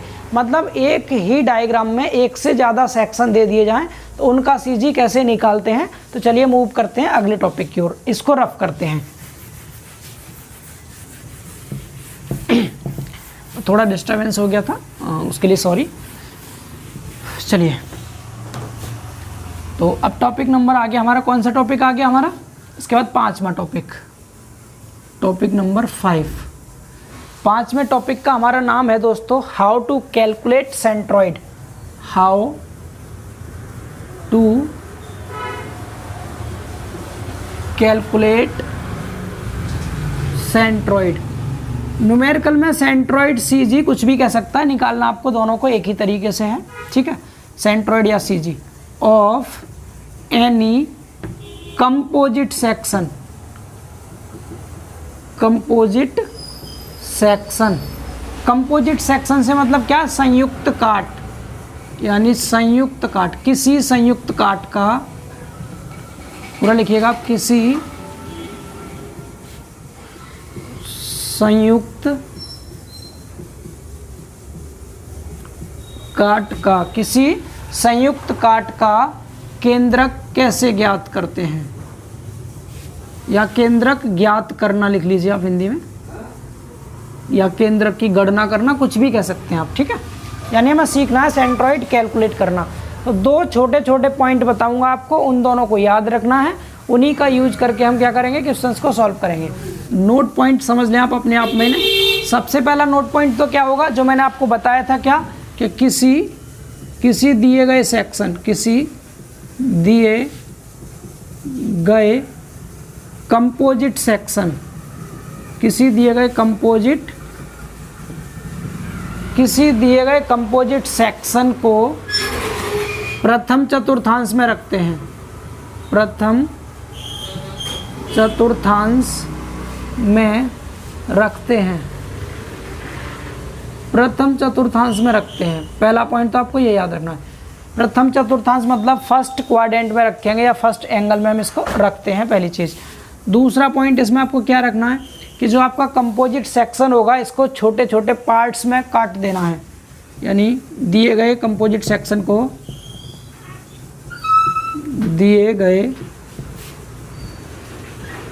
कंपोजिट सेक्शन को ऐसे छोटे छोटे पार्ट्स मतलब भाग कह सकते हैं आप हिंदी में, पार्ट्स में बांटते हैं, जिनके एरिया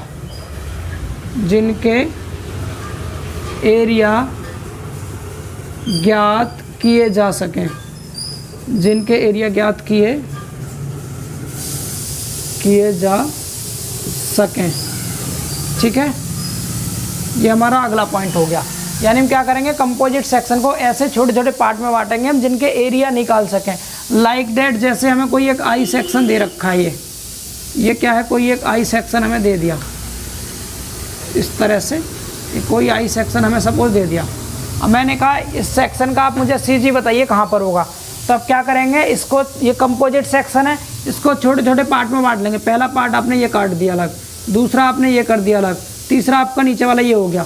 तो ये 3 सेक्शन अलग अलग कर दिए और इन 3 सेक्शन का हम एरिया इजीली निकाल सकते हैं, बिकॉज ये भी आपका रेक्टेंगल है, ये भी एक आयत है, दूसरा वाला ये भी एक आयत है और तीसरा ये भी एक आयत है। तो क्या कर सकते हैं हम, इनके सीजी इजीली बता सकते हैं क्योंकि हम इनका एरिया निकाल सकते हैं। तो हमें बांटना कैसे सेक्शन में, ऐसे पार्ट्स में बांटना है जिनका हम एरिया निकाल सकते हैं। क्लियर ना। तो ये दूसरा पॉइंट हो गया।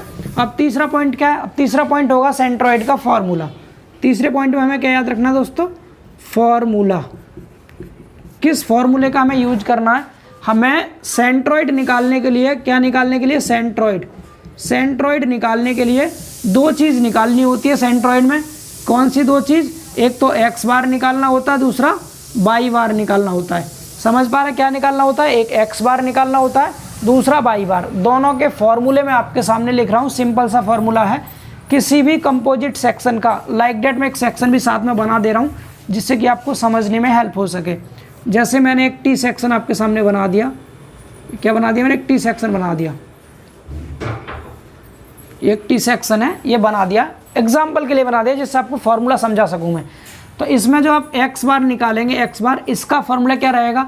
इसमें रहेगा a1 x1 plus a2 x2 plus dash dash dash कर देंगे आगे को, अपॉन में क्या हो जाएगा? a1 plus a2, a1 plus a2 plus dash dash.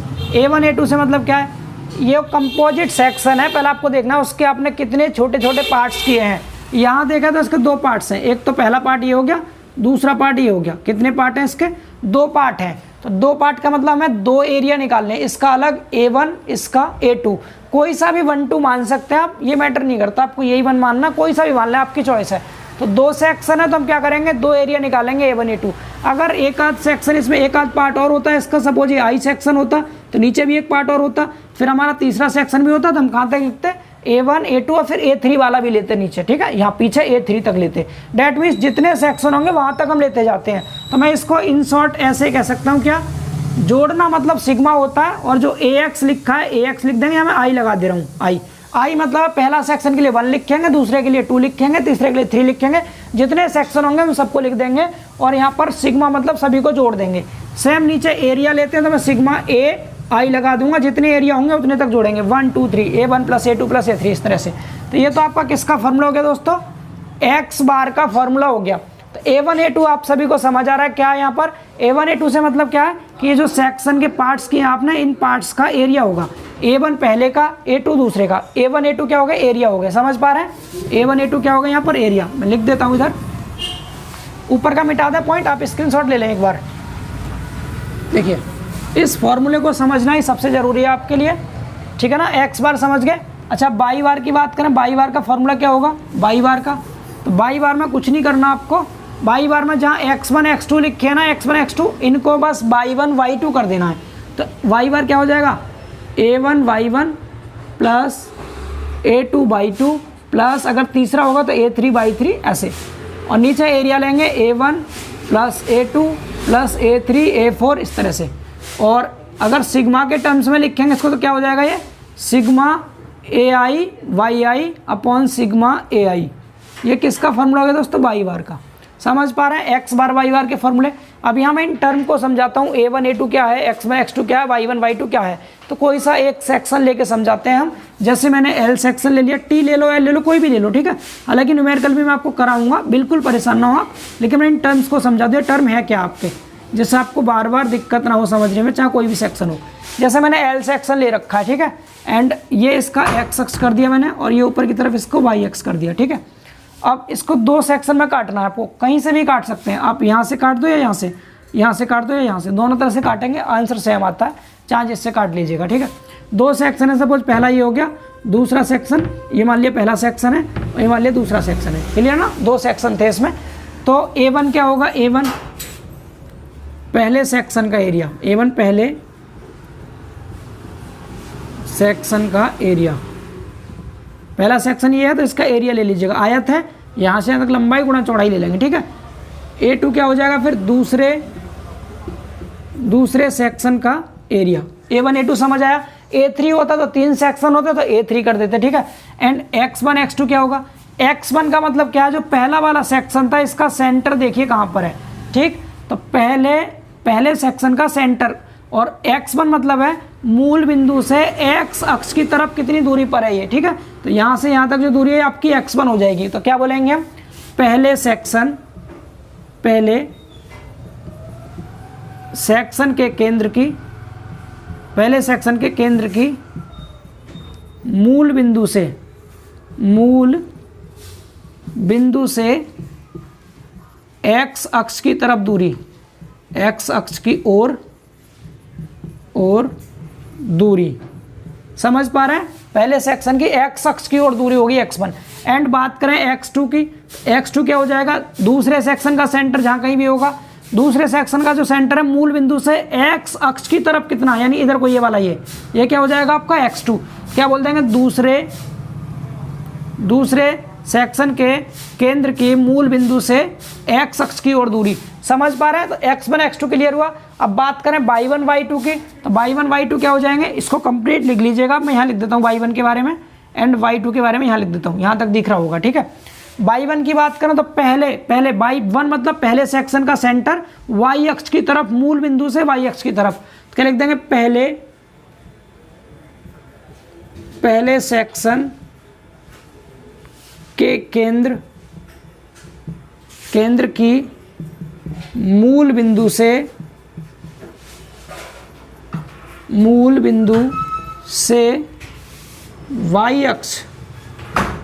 y axis की ओर दूरी,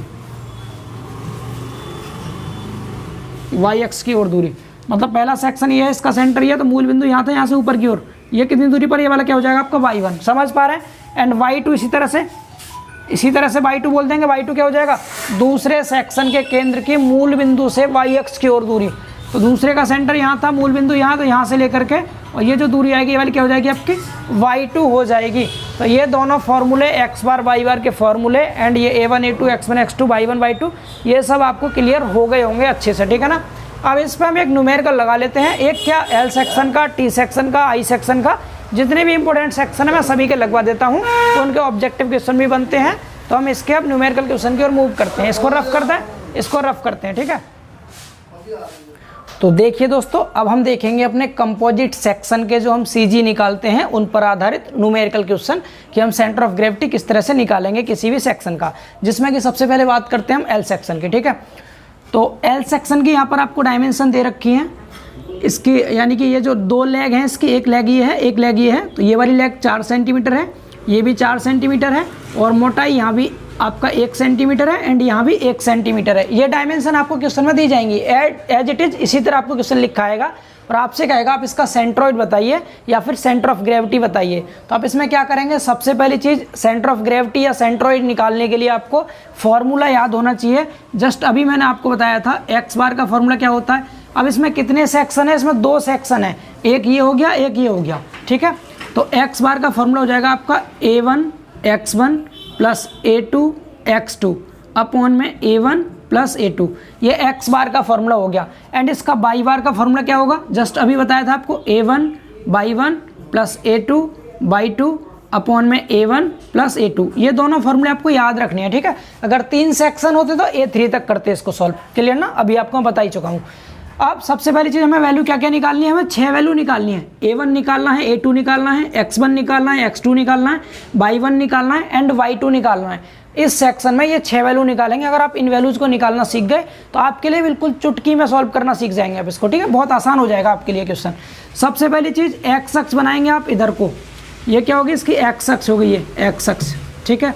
एंड वाई अक्ष ऊपर बनाएंगे आप, वाई अक्ष इधर बना देंगे, ये होगी इसकी वाई अक्ष, ठीक है। ये वाई अक्ष है, ये 1 सेंटीमीटर था इसका मोटाई, इसको याद रखिएगा, ठीक। एक्स अक्ष वाई अक्ष आपने ये बना लिया, क्लियर ना। हालांकि बना देगा पहले से क्वेश्चन में, लेकिन नहीं भी दिया हो तो आप इस तरह बना लेंगे।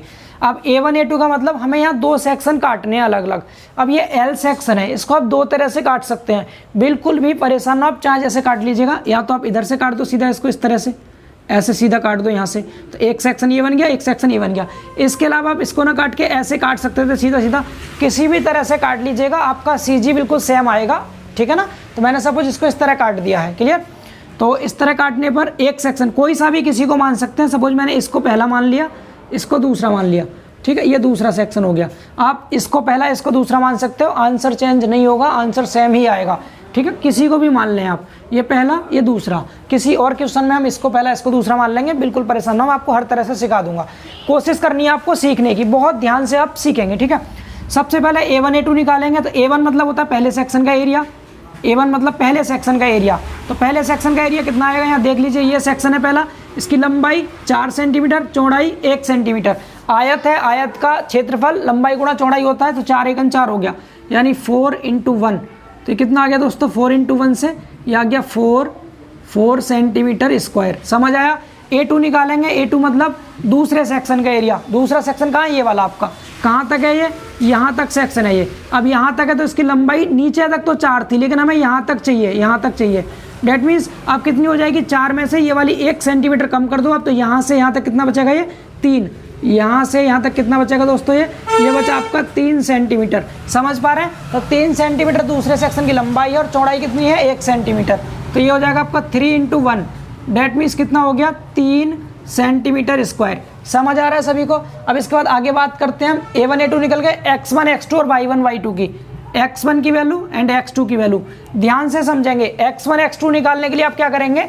इन दोनों सेक्शन का आपको अलग अलग CG पता होना चाहिए।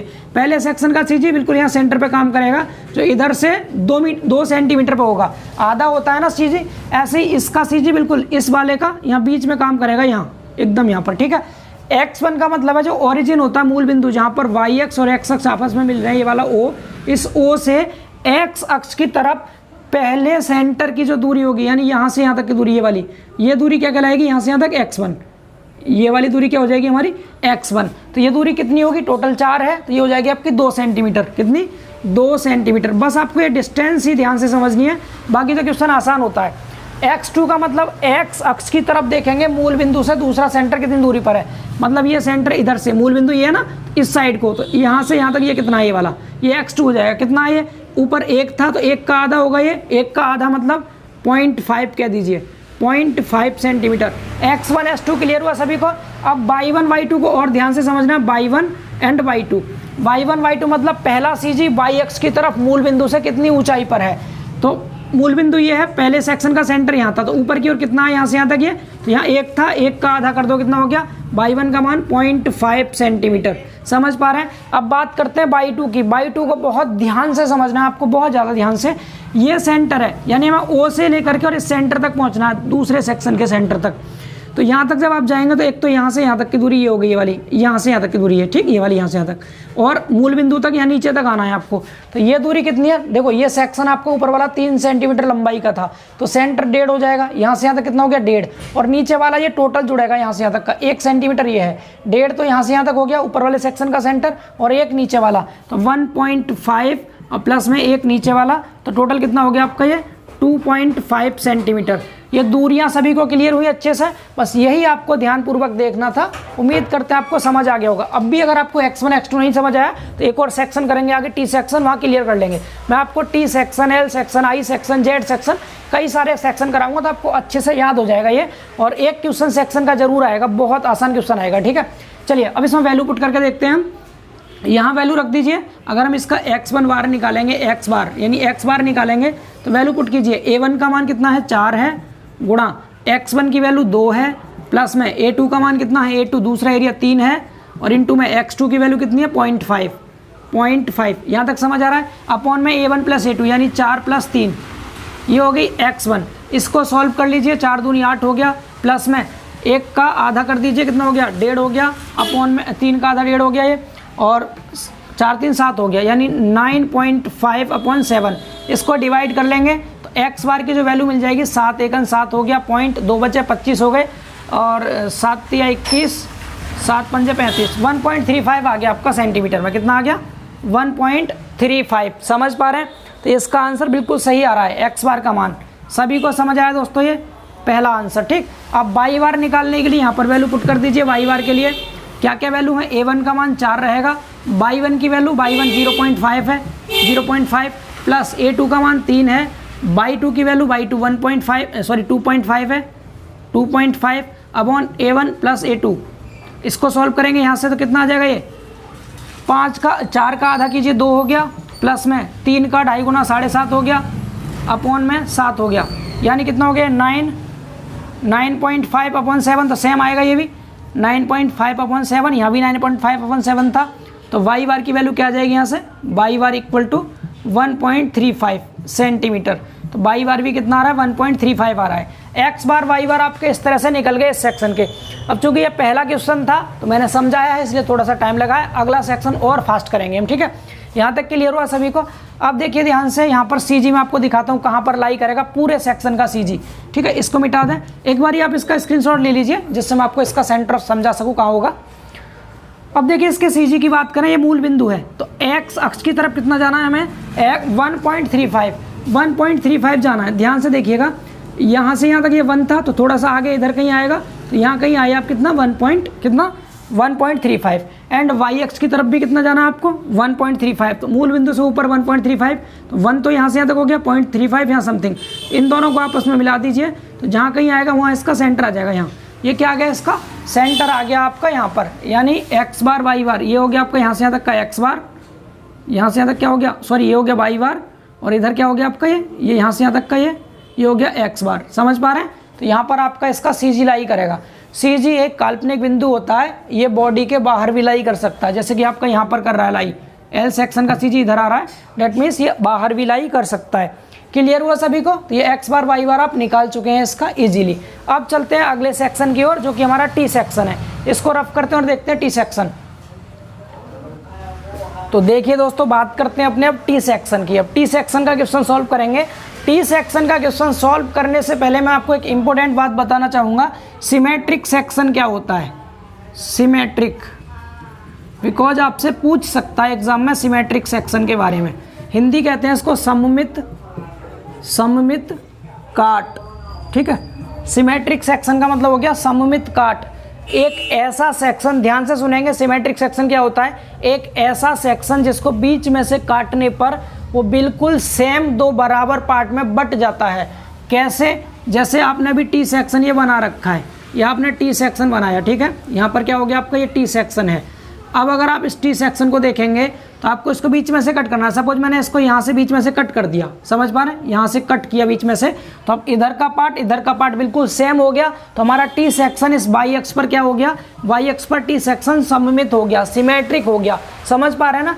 एक चीज़ और ध्यान रखना, क्या, जैसे मैंने आपके सामने एक सेक्शन बना दिया, क्या मैंने ये Z सेक्शन बना दिया, ध्यान से सुनना, मैंने ये कोई एक Z सेक्शन बनाया, मैंने कहा क्या ये सिमेट्रिक है, आपने कहा मैंने सपोज यहाँ बीच में से काट दिया, आप कहेंगे इधर का पार्ट बराबर है, ये सिमेट्रिक है। लेकिन ये सिमेट्रिक नहीं है दोस्तों। क्यों नहीं है सिमेट्रिक? सिमेट्रिक की एक और खास बात होती है कि बीच में से कटने के बाद दो बराबर पार्ट में तो बटेगा ही।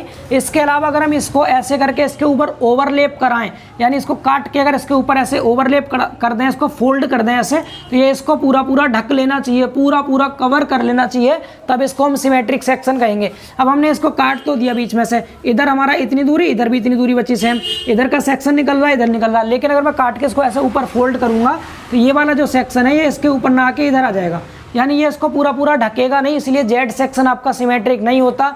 एंड इसके अलावा मैं अगर और बात करूं आई सेक्शन की, आई सेक्शन ध्यान से देखिएगा आप, ये कोई आई सेक्शन है, ये क्या है, आई सेक्शन, ठीक है। मैंने ये आपके सामने आई सेक्शन बनाया। अब बात करें आई सेक्शन की, आई सेक्शन में अगर आप इसको बीच में से कट करेंगे तो ये बिल्कुल बराबर, इधर भी बराबर पार्ट में बट गया। आप इसको फोल्ड करेंगे तो इसको ये पूरा कवर भी कर लेगा। डेट मीन्स ये वाई एक्स पे कैसा हो गया, सिमेट्रिक हो गया। एंड इसके अलावा अगर मैं इसको यहाँ से एक्स अक्ष के अबाउट काट दूँ, यहाँ से बीच में से काटूं, तो ये ऊपर वाला नीचे वाला पार्ट बिल्कुल सेम हो रहा है। डेट मीन्स अगर मैं इस काटने के बाद इसको ऊपर को फोल्ड करूंगा तो इसको ऊपर भी पूरा कवर कर लेगा। तो ये आई सेक्शन आपका, इसमें क्या है, एक्स अक्ष के अबाउट भी सिमेट्रिक है, यानी यहाँ पर वाई अक्ष और एक्स अक्ष दोनों के अबाउट सिमेट्रिक है। एंड एक और आई सेक्शन बनाता हूँ मैं दूसरा आपके सामने। मैंने एक आई सेक्शन आपके सामने ये बना दिया। इस आई सेक्शन को अगर आप ध्यान से देखेंगे तो ये सिर्फ एक पर ही सिमेट्रिक है। कौन से अक्ष पर, वाई अक्ष पर, क्योंकि वाई अक्ष पर जैसे आप इसको काटेंगे तो ये इसको पूरा ढक लेगा। ऐसे कवर करेंगे तो ये वाला पार्ट इसके ऊपर आ जाएगा, ये वाला पार्ट इसके ऊपर आ जाएगा। लेकिन अगर मैं इसको एक्स अक्ष से काटूंगा तो अब ये दोनों पार्ट बराबर नहीं ढकेंगे। आप इसके ऊपर रखेंगे तो थोड़ा सा इधर को बाहर निकल जाएगा एंड इधर को भी ये बाहर निकल जाएगा। डेट मीन्स अब ये केवल वाई अक्ष पर तो सिमेट्रिक है, एक्स अक्ष पर सिमेट्रिक नहीं है। तो सिमेट्रिक सेक्शन पहचान लेंगे दोस्तों क्या होता है, समझ आ रहा है सभी को। अब सिमेट्रिक सेक्शन की सबसे खास बात होती है कि आपका क्वेश्चन बहुत आसान हो जाता है सिमेट्रिक वाला। तो पहली चीज, सिमेट्रिक सेक्शन क्या होता है, सममित काट क्या होती है, एक ऐसा सेक्शन जिसको बीच में से काटने पर दो बराबर इक्वल पार्ट में बट जाता है एंड उन पार्ट्स को हम एक दूसरे के ऊपर ओवरलेप कराते हैं तो वह एक दूसरे को पूरा ढक लेते हैं, पूरा कवर कर लेते हैं। ऐसा सेक्शन आपका सिमेट्रिक सेक्शन होता है। अगर मैं इस टी सेक्शन की बात करूं तो ये वाला टी सेक्शन आपका वाई अक्ष पर सिमेट्रिक है। अगर आप इसको बीच में से वाई अक्ष पे ऐसे करके कट कर देंगे दोस्तों, इस तरह से अगर आपने इसको बीच में से काट दिया, ऐसे काट दिया वाई एक्स के अबाउट, तो ये बीच में से कट गया, ठीक है ना, क्या हो गया, ये बीच में से कट गया, ऊपर तक दिख रहा है वाई एक्स। एक मिनट,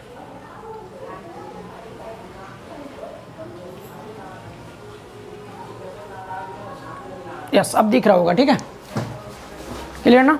तो अब क्या हो गया आपका, ये आपने जब वाई एक्सिस को ऊपर लिया तो ये वाई एक्स से यहाँ से ये बीच में से कट गया, और जब ये बीच में से कटा तो ये इस तरह से कट गया कुछ, एक मिनट, ये बीच में से कुछ इस तरह से कट गया कि इधर का पार्ट और इधर का पार्ट बिल्कुल बराबर हो गया, और इसको हम अगर इस तरह से ओवरलैप कराएंगे तो वाई एक्स पर ये सिमेट्रिक हो गया। तो हम क्या कह देंगे, टी सेक्शन वाई एक्सिस पर सिमेट्रिक है। कैसा है, सिमेट्रिक है, यानी सममित है, सिमेट्रिक है। एंड एक्स अक्ष इसका यहाँ से जाएगा, एक्स अक्ष ये हो गया इसका, ये वाला एक्स अक्ष, और वाई अक्ष आप इसका ये हो गया, बीच में से जा रहा ऊपर की ओर, ये इसका वाई अक्ष हो गया। समझ पा रहे हैं, एक्स अक्ष वाई अक्ष। अब आप कहेंगे सर आपने इसको फर्स्ट क्वाड्रेंट से क्यों नहीं लिया, आपने तो कहा था प्रथम चतुर्थांश से लेते हैं। अगर आप इसको फर्स्ट क्वाड्रेंट से लेंगे तब भी सी जी इसका वहीं आएगा जहां आना चाहिए। मैं आपको दोनों तरह से दिखाता हूं, एक बार सममित मान के करके दिखाता हूं, सेंटर पॉइंट कहां आएगा इसका, एक बार यहां से वाई एक्स को लेकर करके दिखाऊंगा, दोनों से सेंटर सेम पॉइंट पर आएगा। बट आप एग्जाम के पर्पज से ध्यान रखिएगा, सिमेट्रिक सेक्शन में हमेशा वाई एक्स बीच में से काटते हैं। जहां भी सेक्शन आपको सिमेट्रिक दिखाई देगा आप बिल्कुल बीच में से कट कर दीजिएगा। समझ पा रहे हैं। अब मैं क्या करता हूँ, इसको दो पार्ट कर लेता हूँ। एक तो आपको यहाँ से मिला दिया इसको ऐसे, तो एक सेक्शन तो आपका ये हो गया दोस्तों, पहला सेक्शन, दूसरा सेक्शन आपका ये हो गया। ये दो सेक्शन थे इस टी सेक्शन में, ठीक है ना। सबसे पहली खास बात, अगर ये बाई एक्स पर सिमेट्रिक है तो इसका एक्स बार 0 आएगा।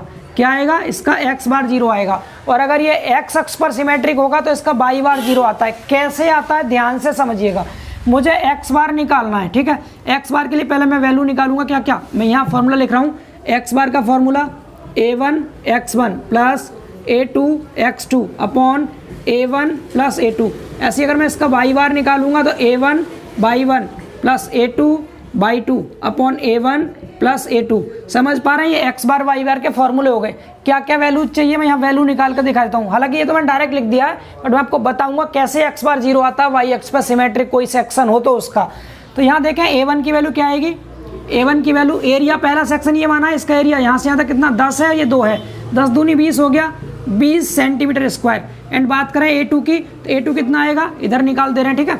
a1 आ गया, a2 मतलब दूसरे सेक्शन का एरिया, तो ये लंबाई इसकी 10 है, चौड़ाई इसकी 2 है, तो ये भी 20 आएगा, ये भी 20 सेंटीमीटर स्क्वायर आएगा, ठीक है। एंड बात करें x1 x2 की, अब ध्यान से समझिएगा x1 की वैल्यू। x1 क्या होता है, पहले सेक्शन का सेंटर, पहले सेक्शन का सेंटर मूल बिंदु से, यहाँ मूल बिंदु O यहाँ पर है, इससे x अक्ष की तरफ आप कितनी दूरी चल रहे हैं, जो आपका मूल बिंदु O है जहाँ पर x अक्ष और y अक्ष आपस में मिल रहे हैं, इससे आप x अक्ष की तरफ कितनी दूरी चले।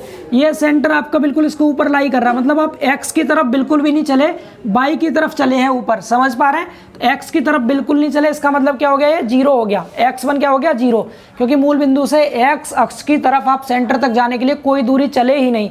या आप सिंपली कह सकते हैं क्या, सिमेट्रिक सेक्शन में इस सेक्शन का भी सेंटर 0 यहाँ वाई एक्स पे आ रहा था, इस सेक्शन का सेंटर भी वाई एक्स पे आ रहा था। और आपको पता है वाई एक्स का समीकरण x बराबर 0 होता है। आपने स्ट्रेट लाइन सरल रेखा में पढ़ा होगा, वाई एक्स का समीकरण x बराबर 0। तो आप ये कह सकते हैं वाई एक्स पे कोई पॉइंट लाई करेगा तो उसमें हमेशा x का मान 0 होगा। x1 भी 0 हो गया एंड x2 भी क्या हो जाएगा इसका 0, क्योंकि ये भी वाई एक्स पे आ रहा है और वाई एक्स पे x दूरी बिल्कुल नहीं चली जाती, यानी मूल बिंदु से आप x की तरफ बिल्कुल दूरी नहीं चले सेंटर तक चलने के लिए, तो इसीलिए x2 भी 0 हो गया। अब जब आप इसमें वैल्यू पुट करेंगे दोस्तों, तो आप खुद बताइए आपका x बार क्या आ जाएगा। x1 का मान 0 है तो 0 का गुणा a1 में किया 0 हो गया, प्लस x2 का मान 0 है, 0 का गुणा a2 में किया 0 हो गया, अपॉन में नीचे a1 प्लस a2। अब 0 अपॉन में कुछ भी है 0 हो जाता है टोटल। समझ पा रहे हैं ना आप सभी। इस तरह से आप डायरेक्टली याद रखेंगे, आपको पूरा सॉल्व नहीं करना पड़ेगा। क्या कि अगर कोई सेक्शन आपका सिमेट्रिक होगा, वाई एक्स पे होगा तो x बराबर 0 आ जाएगा, और अगर x अक्ष पे सिमेट्रिक होगा तो y बराबर 0 आता है। क्लियर हो गया सभी को, ये समझ आया सभी को, सिमेट्रिक सेक्शन समझ गए आप। और अगर वाई एक्स पे सिमेट्रिक है तो x बार 0 कैसे होता है आप ये भी समझ चुके हैं। अब आगे बात करते हैं इसके बाई बार की। तो बाई बार के लिए a1 चाहिए, a2 चाहिए एंड y1 y2 चाहिए, ठीक है। तो y1 y2 मैं निकाल कर दिखाता हूँ, अब ध्यान से समझिए। y1 की वैल्यू देखिए, y1 क्या आएगा इसका, y1 का मतलब पहला सेंटर देखना मूल बिंदु से ऊपर की तरफ कितनी दूरी पर है। तो यहाँ से यहाँ तक 10 था दोस्तों, 10 था, तो ये कितना आ जाएगा, 10 का आधा कर दीजिए, कितना आया ये 5 सेंटीमीटर, ठीक है ना। तो मूल बिंदु से पहले सेंटर तक की दूरी y1 यानी कितना है 5 सेंटीमीटर। एंड y2 कितना होगा, y2 मतलब दूसरा वाला सेंटर देखना है। तो दूसरा सेंटर देखा तो देखो ये 2 था, 2 का मतलब यहाँ से यहाँ तक तो एक तो ये हो गया, एक ये हो गया। एंड हमें मूल बिंदु तक आना, नीचे तक यहाँ तक एक ये, और यहाँ से यहाँ तक 10 ये, तो 10 और 1 11 हो गया। कितना हो गया 11। समझ पा रहे हैं, y2 कितना हो गया 11 सेंटीमीटर। बहुत ध्यान से करना, बिल्कुल सिंपल होते हैं सभी क्वेश्चन ये, ठीक है। वैल्यूज को पुट कीजिए यहाँ पर। जब आप यहाँ वैल्यू रखेंगे तो y1 क्या आएगा आपका, a1 का मान 20 है, 20 गुणा y1 5 हो गया, प्लस में a2 की वैल्यू कितनी है, a2 ये 20 है, इंटू y2 का मान 11 है, अपॉन में a1 प्लस a2 कितना है 20 प्लस 20, a1 a2 20 प्लस 20 है दोनों। इसको करने का सिंपल तरीका कैलकुलेशन को, आप ऊपर से 20 कॉमन ले लीजिए, दोनों में 20 आ रहा था ना, ऊपर से आपने 20 कॉमन लिया तो यहाँ 5 बचा प्लस 11 बचा, 5 प्लस 11 बच गया, नीचे 20 20 40 हो गया। समझ पा रहे हैं, इससे ये 2 बार कट जाएगा, ऊपर हो गया कितना 11 और 5 16 हो गया, ये 16/2 मतलब 8 आ गया, 8 सेंटीमीटर आ गया y1 का मान। समझ आ रहा है, यहाँ तक दिखाई दे रहा है सभी को, यस बिल्कुल दिखाई दे रहा है यहाँ तक। तो आपका कितना हो गया, ये 8 सेंटीमीटर आ गई y1 की वैल्यू। क्लियर हुआ सभी को, डेट मीन्स y1 कहाँ आएगा आपका, ये जो 5 था इससे थोड़ा सा ऊपर, 8 मतलब यहाँ कहीं होगा, तो यहाँ पर लाई करेगा। ये हमारा मेन CG है, टी सेक्शन का CG है यहाँ पर, डेट मीन्स ऊपर की ओर चले दूरी ये वाली, ये क्या हो गई हमारी y1 का मान हो गया, जो कि 8 आया था अभी मूल बिंदु से ऊपर तक, ये वाला ये y1 हो गया। एंड x बार 0 है तो x बार इसी पॉइंट पर लाई करेगा इसका, तो ये क्या हो गया मेन CG हो गया टी सेक्शन का, यहाँ पर लाई करेगा। क्लियर हुआ सभी को।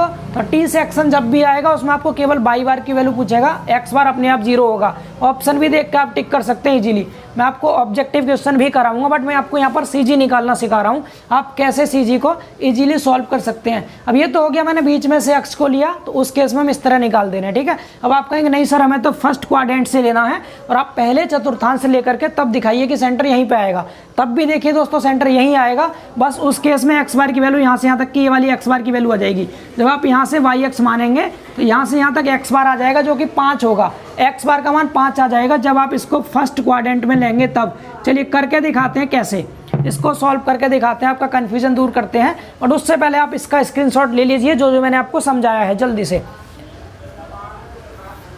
चलिए मैं इसको रफ करता हूँ एंड आपको ये दिखाता हूँ अब कि इसका सेंटर यहाँ पे कैसे लाई करेगा जब मैं इसको सिमेट्रिक बिना सिमेट्रिक माने कर रहा हूँ। मतलब मैं इस yx को यहाँ से ना मान करके, अब मैं इसको कहाँ से मान रहा हूँ,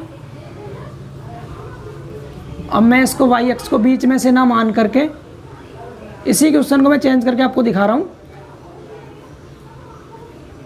यहाँ से नहीं मान रहा मैं, ठीक है। हालांकि CG मेरा यहाँ आ रहा था और यहीं आना चाहिए, ठीक, यहाँ आ रहा था।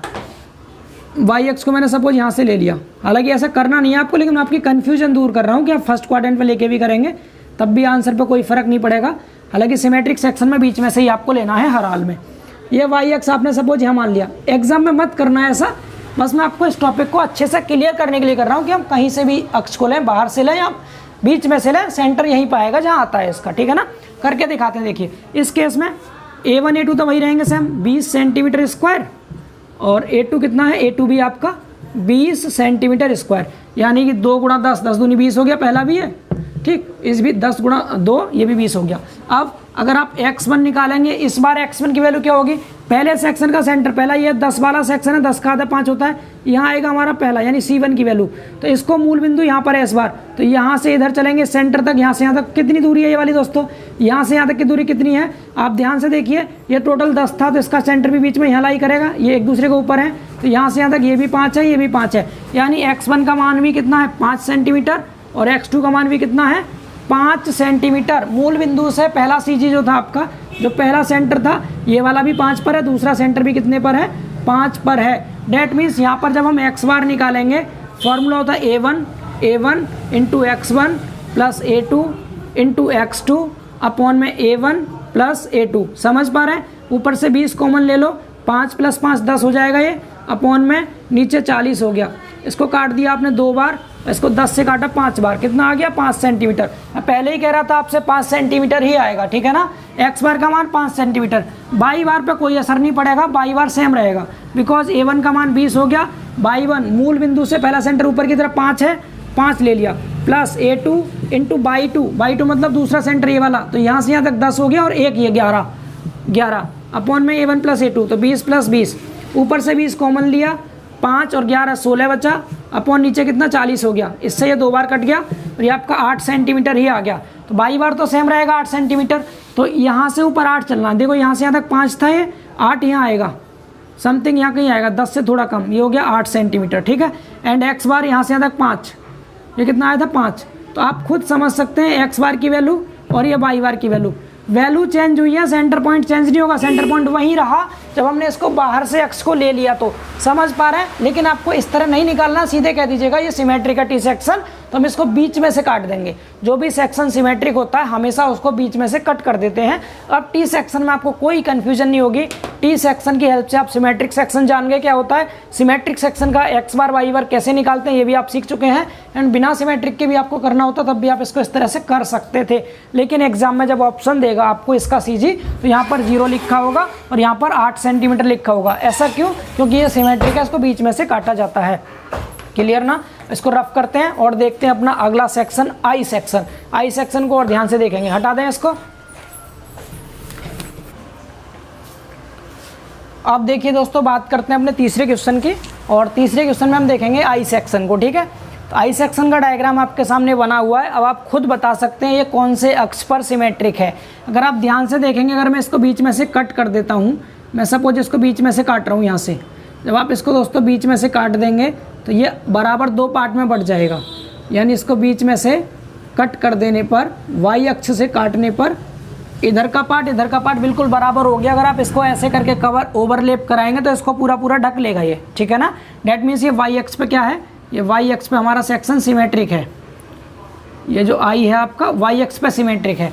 क्या ये एक्स अक्ष पर सिमेट्रिक है? ये एक्स अक्ष पर सिमेट्रिक नहीं है। अगर आप इसको बीच में से काटते हैं तो ये वाला पार्ट बड़ा है, ये छोटा है, सिमेट्रिक नहीं होगा।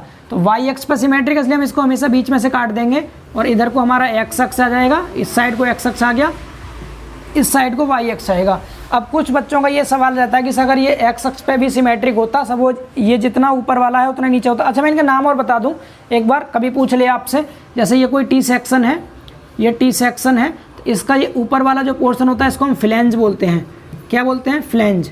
याद रखिएगा, हालांकि सेकंड ईयर में होता है ये चीज़ें, फर्स्ट ईयर में नहीं है, लेकिन नॉलेज के लिए आप याद रखेंगे।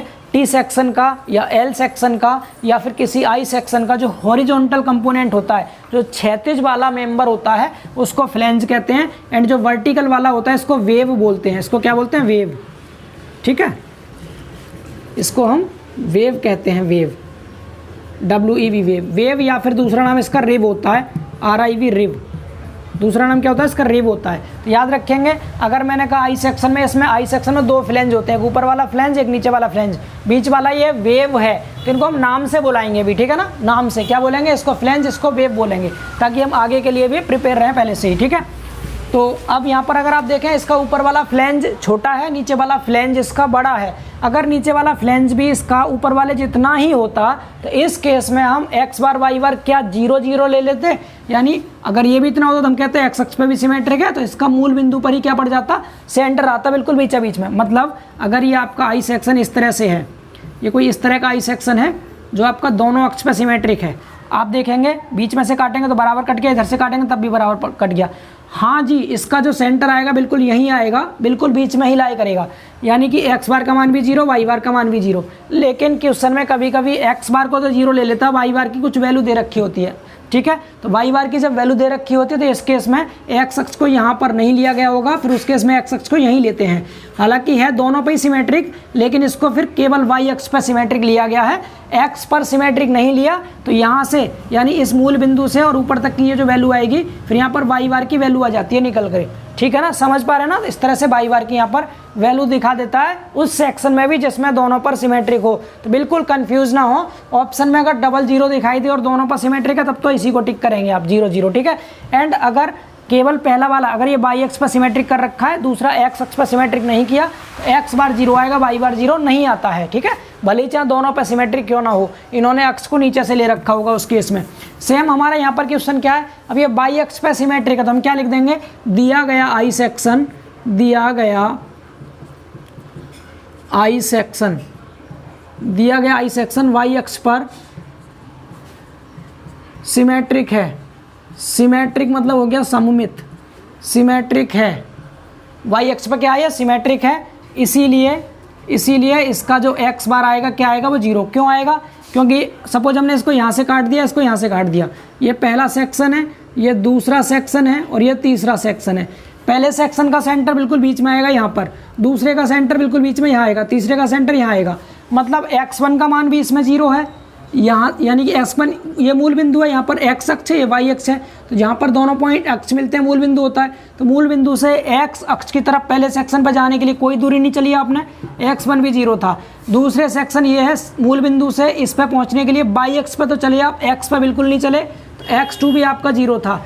एंड x3 की बात करें, x3 तो तीसरा सेंटर भी y अक्ष पे आ रहा है, मतलब मूल बिंदु से इस तक पहुंचने के लिए y की तरफ तो चले, x की तरफ कुछ नहीं चले, x3 भी 0 था। और जब हम फॉर्मूला लगाएंगे यहाँ पर x बार का, a1 x1 plus a2 x2 plus a3 x3 upon में a1 plus a2 plus a3, और आप x1 x2 x3 को जब 0 0 रखेंगे तो ऊपर पूरा 0 हो गया, 0 अपॉन कुछ भी हो सब 0 हो जाता है। समझ पा रहे हैं ना, तो इसीलिए आपको सब कुछ ना करके डायरेक्टली लिख देना है, बस याद कर लीजिएगा y अक्ष पर सिमेट्रिक के लिए x बार 0, x अक्ष पर सिमेट्रिक के लिए y बार 0 आता है।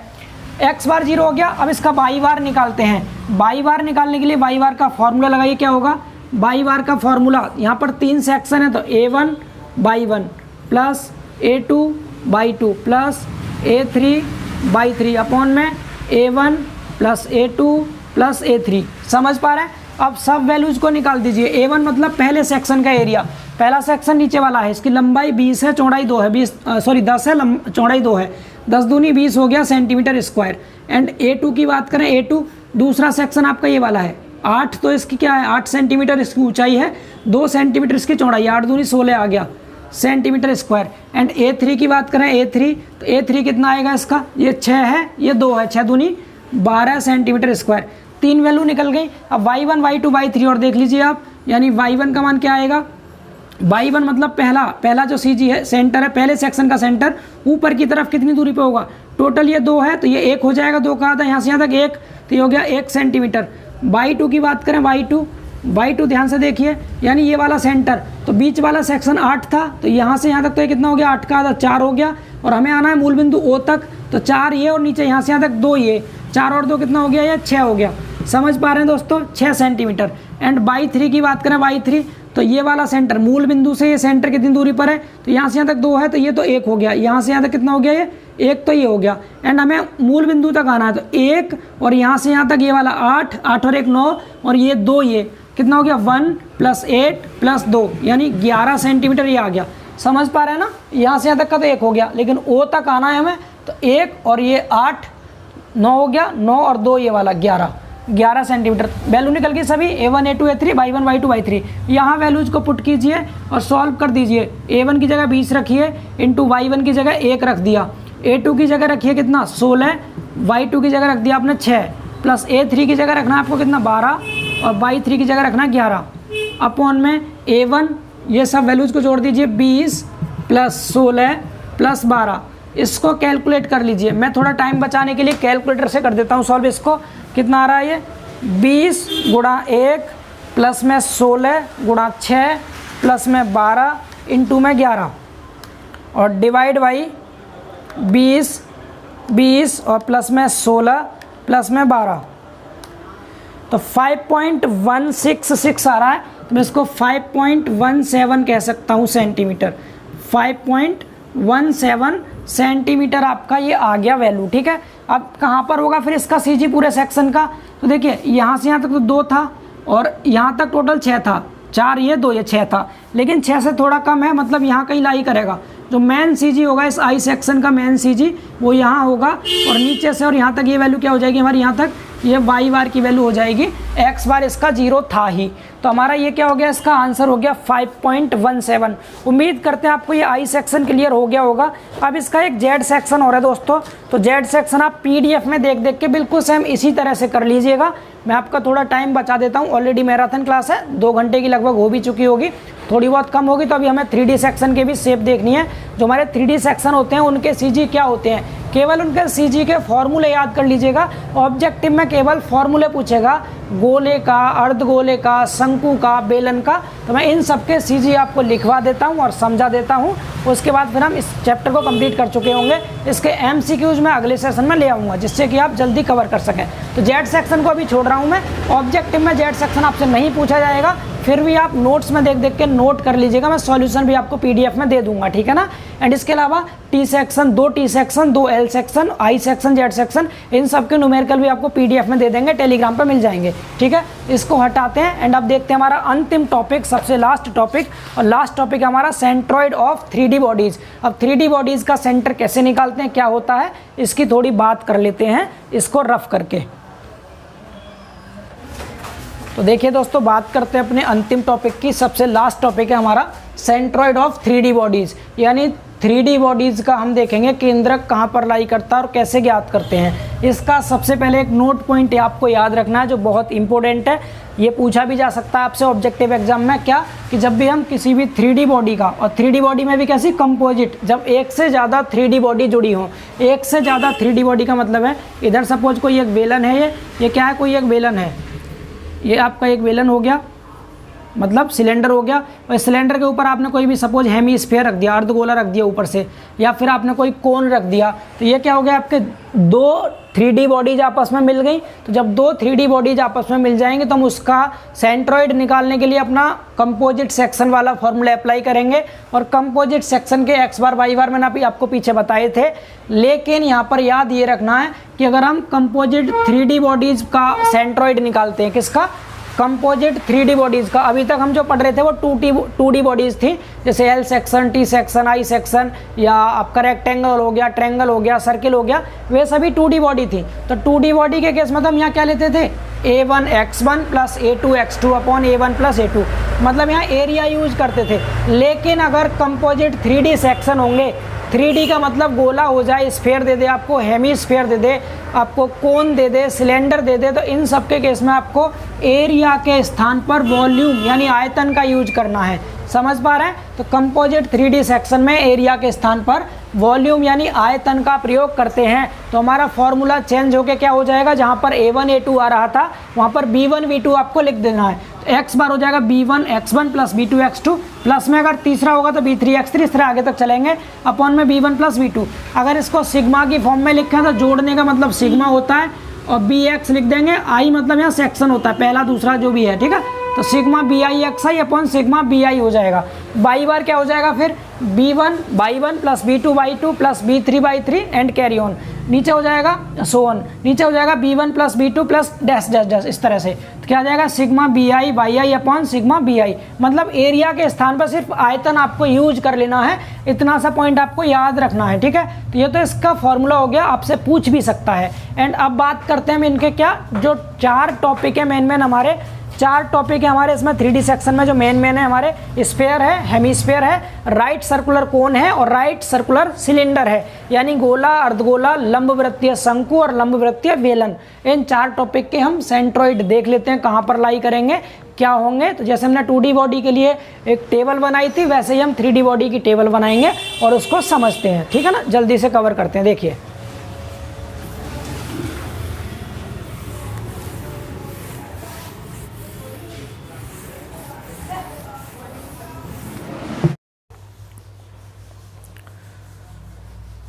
तो दोस्तों, हमारी जो 4 3D बॉडीज़ हैं, इनका सीजी हम स्लाइड में से देख के पढ़ लेते हैं, बिकॉज डायग्राम बनाने में काफ़ी टाइम लगता है, तो आपका टाइम ज़्यादा वेस्ट ना हो और हम कम टाइम में समझ सकें, इसलिए मैं आपको लास्ट वाली इस टेबल को स्लाइड से समझा देता हूं, जिससे कि हम जल्दी से इसको कवर कर सकें, ठीक है। तो बात करते हैं सबसे पहले हम 3D बॉडी में, अपनी सबसे पहली 3D बॉडी जिसका नाम है स्फीयर यानी गोला। तो गोले के केस में हम देखेंगे इसका सीजी कहाँ होता है। तो गोले का हम 2 तरह से डायग्राम बना सकते हैं। एक तो कैसे दोस्तों, एक तो हम डायग्राम बना सकते हैं अपना कि जब ये जो गोला है हमारा, ये गोले का एक्स अक्ष और वाई अक्ष इसके सेंटर से होके पास हो, कहाँ से, बिल्कुल बीच में से पास हो। समझ पा रहे हैं। तो इस केस में जो इसका CG रहता है मूल बिंदु पर रहेगा। कहाँ पर रहेगा, मूल बिंदु पर। क्यों रहेगा मूल बिंदु पर, क्योंकि दोस्तों इस गोले का एक्स अक्ष और वाई अक्ष अगर बीच में से ले जाते हैं हम, तो ये एक्स अक्ष के अबाउट भी सममित हो जाएगा, बिकॉज यहाँ से भी बीच में से कट जा रहा है, और वाई अक्ष के अबाउट भी सममित है, सिमेट्रिक है, क्योंकि यहाँ से भी कट जा रहा है बीच में से। तो इस केस में जब दोनों अक्ष के अबाउट सिमेट्रिक होगा तो इसका एक्स बार भी 0 होता है एंड इसका वाई बार भी 0 होता है। समझ पा रहे हैं। तो जो पहला डायग्राम है, इस पहले डायग्राम के केस में इसका स्फीयर का जो CG होगा वो स्फीयर के सेंटर पे ही लाई करेगा। कहाँ पर लाई करेगा, ये इसके सेंटर पर लाई करेगा, बिल्कुल बीच में। समझ पा रहे हैं दोस्तों इतना आप सभी। अब बात करते हैं, मैंने अभी आपको बताया क्या कि 3D बॉडीज में हम एरिया के स्थान पर वॉल्यूम यूज करेंगे। तो यहाँ गलती से एरिया लिख गया है, आप इसको एरिया को यहाँ से हटा के आयतन लिख लीजिएगा। तो गोले का आयतन का फॉर्मूला क्या होता है, B बराबर 4/3 पाई r की घात 3। r यहाँ पर रेडियस होती है, ठीक है, 4/3 पाई r क्यूब होता है स्फीयर का वॉल्यूम। समझ आया। x बार y बार पहले डायग्राम के लिए क्या होंगे, 0 0 होंगे, क्योंकि x अक्ष पे भी ये सिमेट्रिक है और y अक्ष पे भी ये सिमेट्रिक है। अब बात करते हैं दूसरे वाले डायग्राम की। स्फीयर का जो दूसरा डायग्राम मैंने बना रखा है, इसमें क्या होगा, हमने इसमें x अक्ष को बाहर से लिया है और y अक्ष को भी बाहर से लिया है। मतलब हमने अब इस बार अपने इस गोले को कहाँ ले रखा है, अपने इस गोले को दोस्तों हमने ले रखा है इस बार प्रथम चतुर्थांश में रख दिया यहाँ पर, ठीक है ना। तो जब हम इस गोले को प्रथम चतुर्थांश में रखते हैं तो सेंटर कहाँ होता है, सेंटर यहाँ होगा इसका। तो ये सेंटर कहाँ होगा, परिधि से इधर भी r दूरी पर, इधर भी r दूरी पर। परिधि से सेंटर तक की दूरी r होती है, रेडियस r होती है। तो इस केस में हमारा x बार y बार क्या हो जाएगा, x बार भी r रहेगा, y बार भी r रहेगा, क्योंकि हम y अक्ष से x की तरफ भी r दूरी चलते हैं, y की तरफ भी r दूरी चल रहा है, इसलिए इसका CG r दूरी पर होगा। समझ पा रहे हैं। सीधे सीधे आप ध्यान रखिएगा, गोले का जो सेंटर होता है वो हमेशा, गोले का जो CG होता है वो हमेशा गोले के सेंटर पे ही लाई करता है, हमेशा सेंटर पर लाई करता है। अगर सिमेट्रिक ले रखा है तो x बार y बार 0 0 हो जाएंगे, और अगर प्रथम क्वाड्रेंट में ले रखा है तो r r दूरी पर हो जाएंगे। स्फीयर क्लियर हुआ आप सभी को। अब बात करते हैं हेमी स्फीयर का। देखिए सर्किल होता है दोस्तों तो हम उसको सेमी सर्किल बोलते हैं, लेकिन स्फीयर को हम हेमी स्फीयर बोलते हैं, यानी कि अर्धगोला। अर्धगोला क्या होगा, गोले को आधा काट दो, जैसे हमने क्या किया, इस गोले को काट दिया था। ये कंप्लीट गोला आपका अगर होता तो गोला इस तरह बन रहा था, ऐसे ऐसे इधर को बन रहा था गोला, हमने नीचे वाला पोर्शन काट के निकाल दिया इसका, तो कितना बचा हमारे पास, केवल आधा गोला बचा। तो पूरे गोले का जो आयतन था वो 4/3 पाई r की घात 3 था। आधे गोले का 4 को 2 से डिवाइड करेंगे तो 2 बचेगा, तो 2/3 पाई r की पावर 3, ये तो हो गया आधे गोले का आयतन। गोले को दो तरह से बना सकते हैं। एक बार तो मैंने इसका डायमीटर x अक्ष पे ले रखा, डायमीटर कहाँ, x अक्ष पे, इस डायग्राम में, इस डायग्राम में इसको y अक्ष पे ले रखा डायमीटर को। समझ पा रहे हैं। तो दोनों डायग्राम को एक एक करके ध्यान से समझेंगे हम। सबसे पहले बात करें इसके पहले डायग्राम की, तो पहले डायग्राम में आप खुद बताइए CG कहाँ होगा। तो इससे जो मूल बिंदु है आपका, ये वाला मूल बिंदु O जो है, ये वाला O, इस O से कुछ दूरी ऊपर होगा, यहाँ कहीं होगा आपका, कहाँ होगा, यहाँ कहीं होगा इसका CG, ठीक है। तो CG यहाँ होगा। तो देखिए अब ये y अक्ष से तो सिमेट्रिक है, y अक्ष से बिल्कुल बीच में से कट रहा है यहाँ से, तो y अक्ष पर सिमेट्रिक है, तो x बार तो इसका क्या हो जाएगा दोस्तों, 0। x बार का मान क्या हो जाएगा, 0 हो गया, x बार की वैल्यू 0 हो गई। समझ पा रहे हैं। एंड बात करें y बार की, तो मूल बिंदु O से लेकर के और ये जो पॉइंट है यहाँ तक की जो दूरी होगी दोस्तों, ये वाली, ये हमारी क्या कहलाएगी, y बार कहलाएगी। और इस y बार का जो मान होगा वो होता है 3r/8। ये बहुत इंपॉर्टेंट है, इसको अच्छे से रट लीजिएगा। हेमी स्फीयर के केस में, अर्धगोले के केस में, जो हमारा CG होता है, जो y बार की वैल्यू होती है वो 3r/8 होती है। यानी यहाँ CG होता है हमारा, जो नीचे से कितनी दूरी पर होगा, 3r/8 दूरी पर होता है। अब अगर हम इसको घुमा दें, यानी अब इस बार क्या कर दिया हमने, इसको x अक्ष के अबाउट सिमेट्रिक कर दिया। जब ये x अक्ष पर सिमेट्रिक रहेगा तो इस केस में इसका CG कहाँ आएगा दोस्तों, तो इस केस में CG यहाँ आएगा इसका, ठीक है। अब इसको x अक्ष से सिमेट्रिक कर रखा है तो y बार 0 हो जाएगा इस केस में।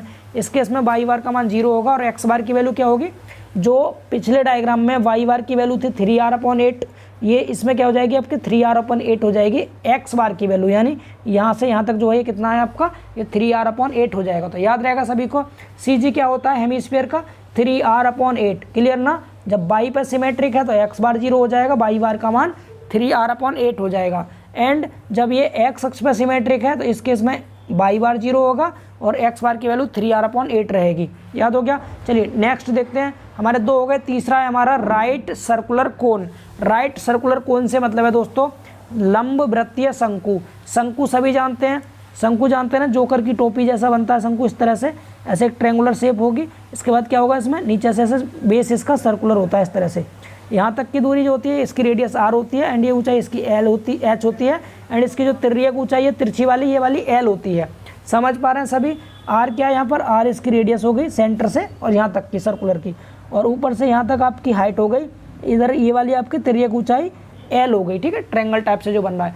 अब आपको ध्यान रखना है क्या कि इसका कोण का जो आयतन होता है, वॉल्यूम होता है, वो क्या होता है 1/3 पाई आर स्क्वायर एच होता है, ठीक है ना, 1/3 पाई आर स्क्वायर एच। और यहाँ पर जो एच की वैल्यू इसकी, इसमें जो ट्रायंगल बन रहा है एच में, एल में और आर में रिलेशन, चूंकि ये समकोण त्रिभुज बन रहा है और समकोण त्रिभुज की प्रॉपर्टी होती है क्या, कर्ण का स्क्वायर बराबर लंब का स्क्वायर प्लस आधार का स्क्वायर। तो इस केस में अगर आप इसको ध्यान से देखेंगे तो एल स्क्वायर बराबर क्या हो जाएगा, h square plus r square. तो यहाँ से हम अगर एच स्क्वायर की वैल्यू निकालेंगे तो रूट में l square minus r square हो जाती है, ठीक है। इस तरह आप याद रख सकते हैं।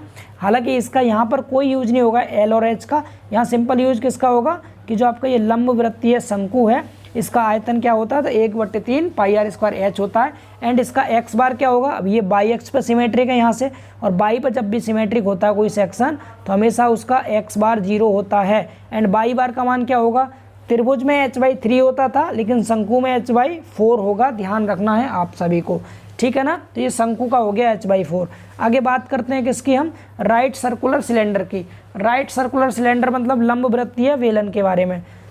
लंब वृत्तीय बेलन बनाया हमने, तो अगर हमने इसको वाई एक्स के अबाउट बना रखा है, वाई एक्स पर सिमेट्रिक दिखा रखा है, तो फिर से एक्स बार 0 हो जाएगा इसका। पहले आयतन की बात करते हैं, बेलन का आयतन पाई आर स्क्वायर एच होता है। ये सभी आपके ज्योमेट्री के फॉर्मूले हैं, आपको याद होंगे, पहले से आप पढ़े होंगे, ठीक है। एंड बात करें इसकी हम किसकी, बाई बार की वैल्यू की, तो चूंकि इसका जो सरफेस होता है रेक्टेंगुलर होता है, आप ध्यान से देखें तो यहाँ पर कैसा सरफेस बन रहा है इसका, ये रेक्टेंगुलर बन रहा है, आयत जैसा बन रहा है। और आयत का जो सी जी होता था बाई बार वो h/2 दूरी पर होता था, तो शंकु को अभी क्या होता है h/2 दूरी पर ही होता है, ठीक है। तो 3D बॉडीज के सभी के एक्स बार आप 0 ले लेना, बाई एक्स पर सिमेट्रिक करके, बेलन का भी 0 है और बाई बार h/2 होता है, ठीक है। एंड बात करें शंकु का, तो शंकु का एक्स बार शंकु का भी 0 है, एंड बाई बार की बात करें तो h/4 पर होगा, किस पर होगा, इसका h/4 पर होता है। एंड बेलन के बाद हम बात करें किसकी, हेमीस्फीयर की, तो हेमीस्फीयर अगर हमने इस तरह बना रखा बाई एक्स पर सिमेट्रिक, तो एक्स बार 0 करके हम क्या कर देंगे, बाई बार की वैल्यू 3r/8 कर देते हैं। एंड इसको उल्टा घुमा दिया तो इस केस में एक्स बार 3r/8 हो जाएगा, बाई बार 0 हो जाएगा, ठीक है, हेमीस्फीयर की वैल्यू। अब आगे अगर आप सर्किल का समझिएगा, सेंटर पे होता है, पहले चतुर्थांश में लिया है तो r रहेगा, और अगर दोनों पर सिमेट्रिक कर रखा है तो 0 0 हो जाएगा, ठीक है। और आयतन की वैल्यू भी तो आपको ये PDF में भी मिल जाएगा दोस्तों, अब PDF से देख के भी इसको लिख लीजिएगा। और न्यूमेरिकल का PDF मैंने आपको न्यूमेरिकल बोर्ड पर कराई दिए हैं सभी सॉल्व। इसके अलावा टेलीग्राम पर आपको इसका मैं PDF दे दूंगा। तो सेंटर ऑफ ग्रेविटी पूरा चैप्टर हमारा हो चुका है कंप्लीट अच्छे से। उम्मीद करते हैं आपको चैप्टर समझ आ गया होगा। मैंने पूरा चैप्टर बोर्ड पर समझाया था आपको, यहाँ पर लास्ट का टॉपिक आपको स्लाइड में करा दिया टाइम बचाने के लिए, बिकॉज लेक्चर आपको ऑलरेडी 2 घंटे के समथिंग हो गया है। तो अब इसके बाद हम इस CG के MCQs लगाएंगे, एंड आपका एक चैप्टर बचा है फ्रिक्शन। तो फ्रिक्शन की भी थ्योरी में बहुत जल्दी दे दूंगा आपके पेपर से पहले ही। तब तक आप इस वीडियो को जितना ज़्यादा से ज़्यादा आपसे शेयर किया जाए, वीडियो को शेयर कीजिए। चैनल को सब्सक्राइब नहीं किया है तो चैनल को सब्सक्राइब करके बेल आइकन प्रेस कर लीजिए, लाइक कीजिए, एंड जुड़े रहिए इसी तरह से GTech पॉली के साथ। मिलते हैं बहुत जल्द अगली क्लास में, तब तक के लिए बाय बाय, टेक केयर।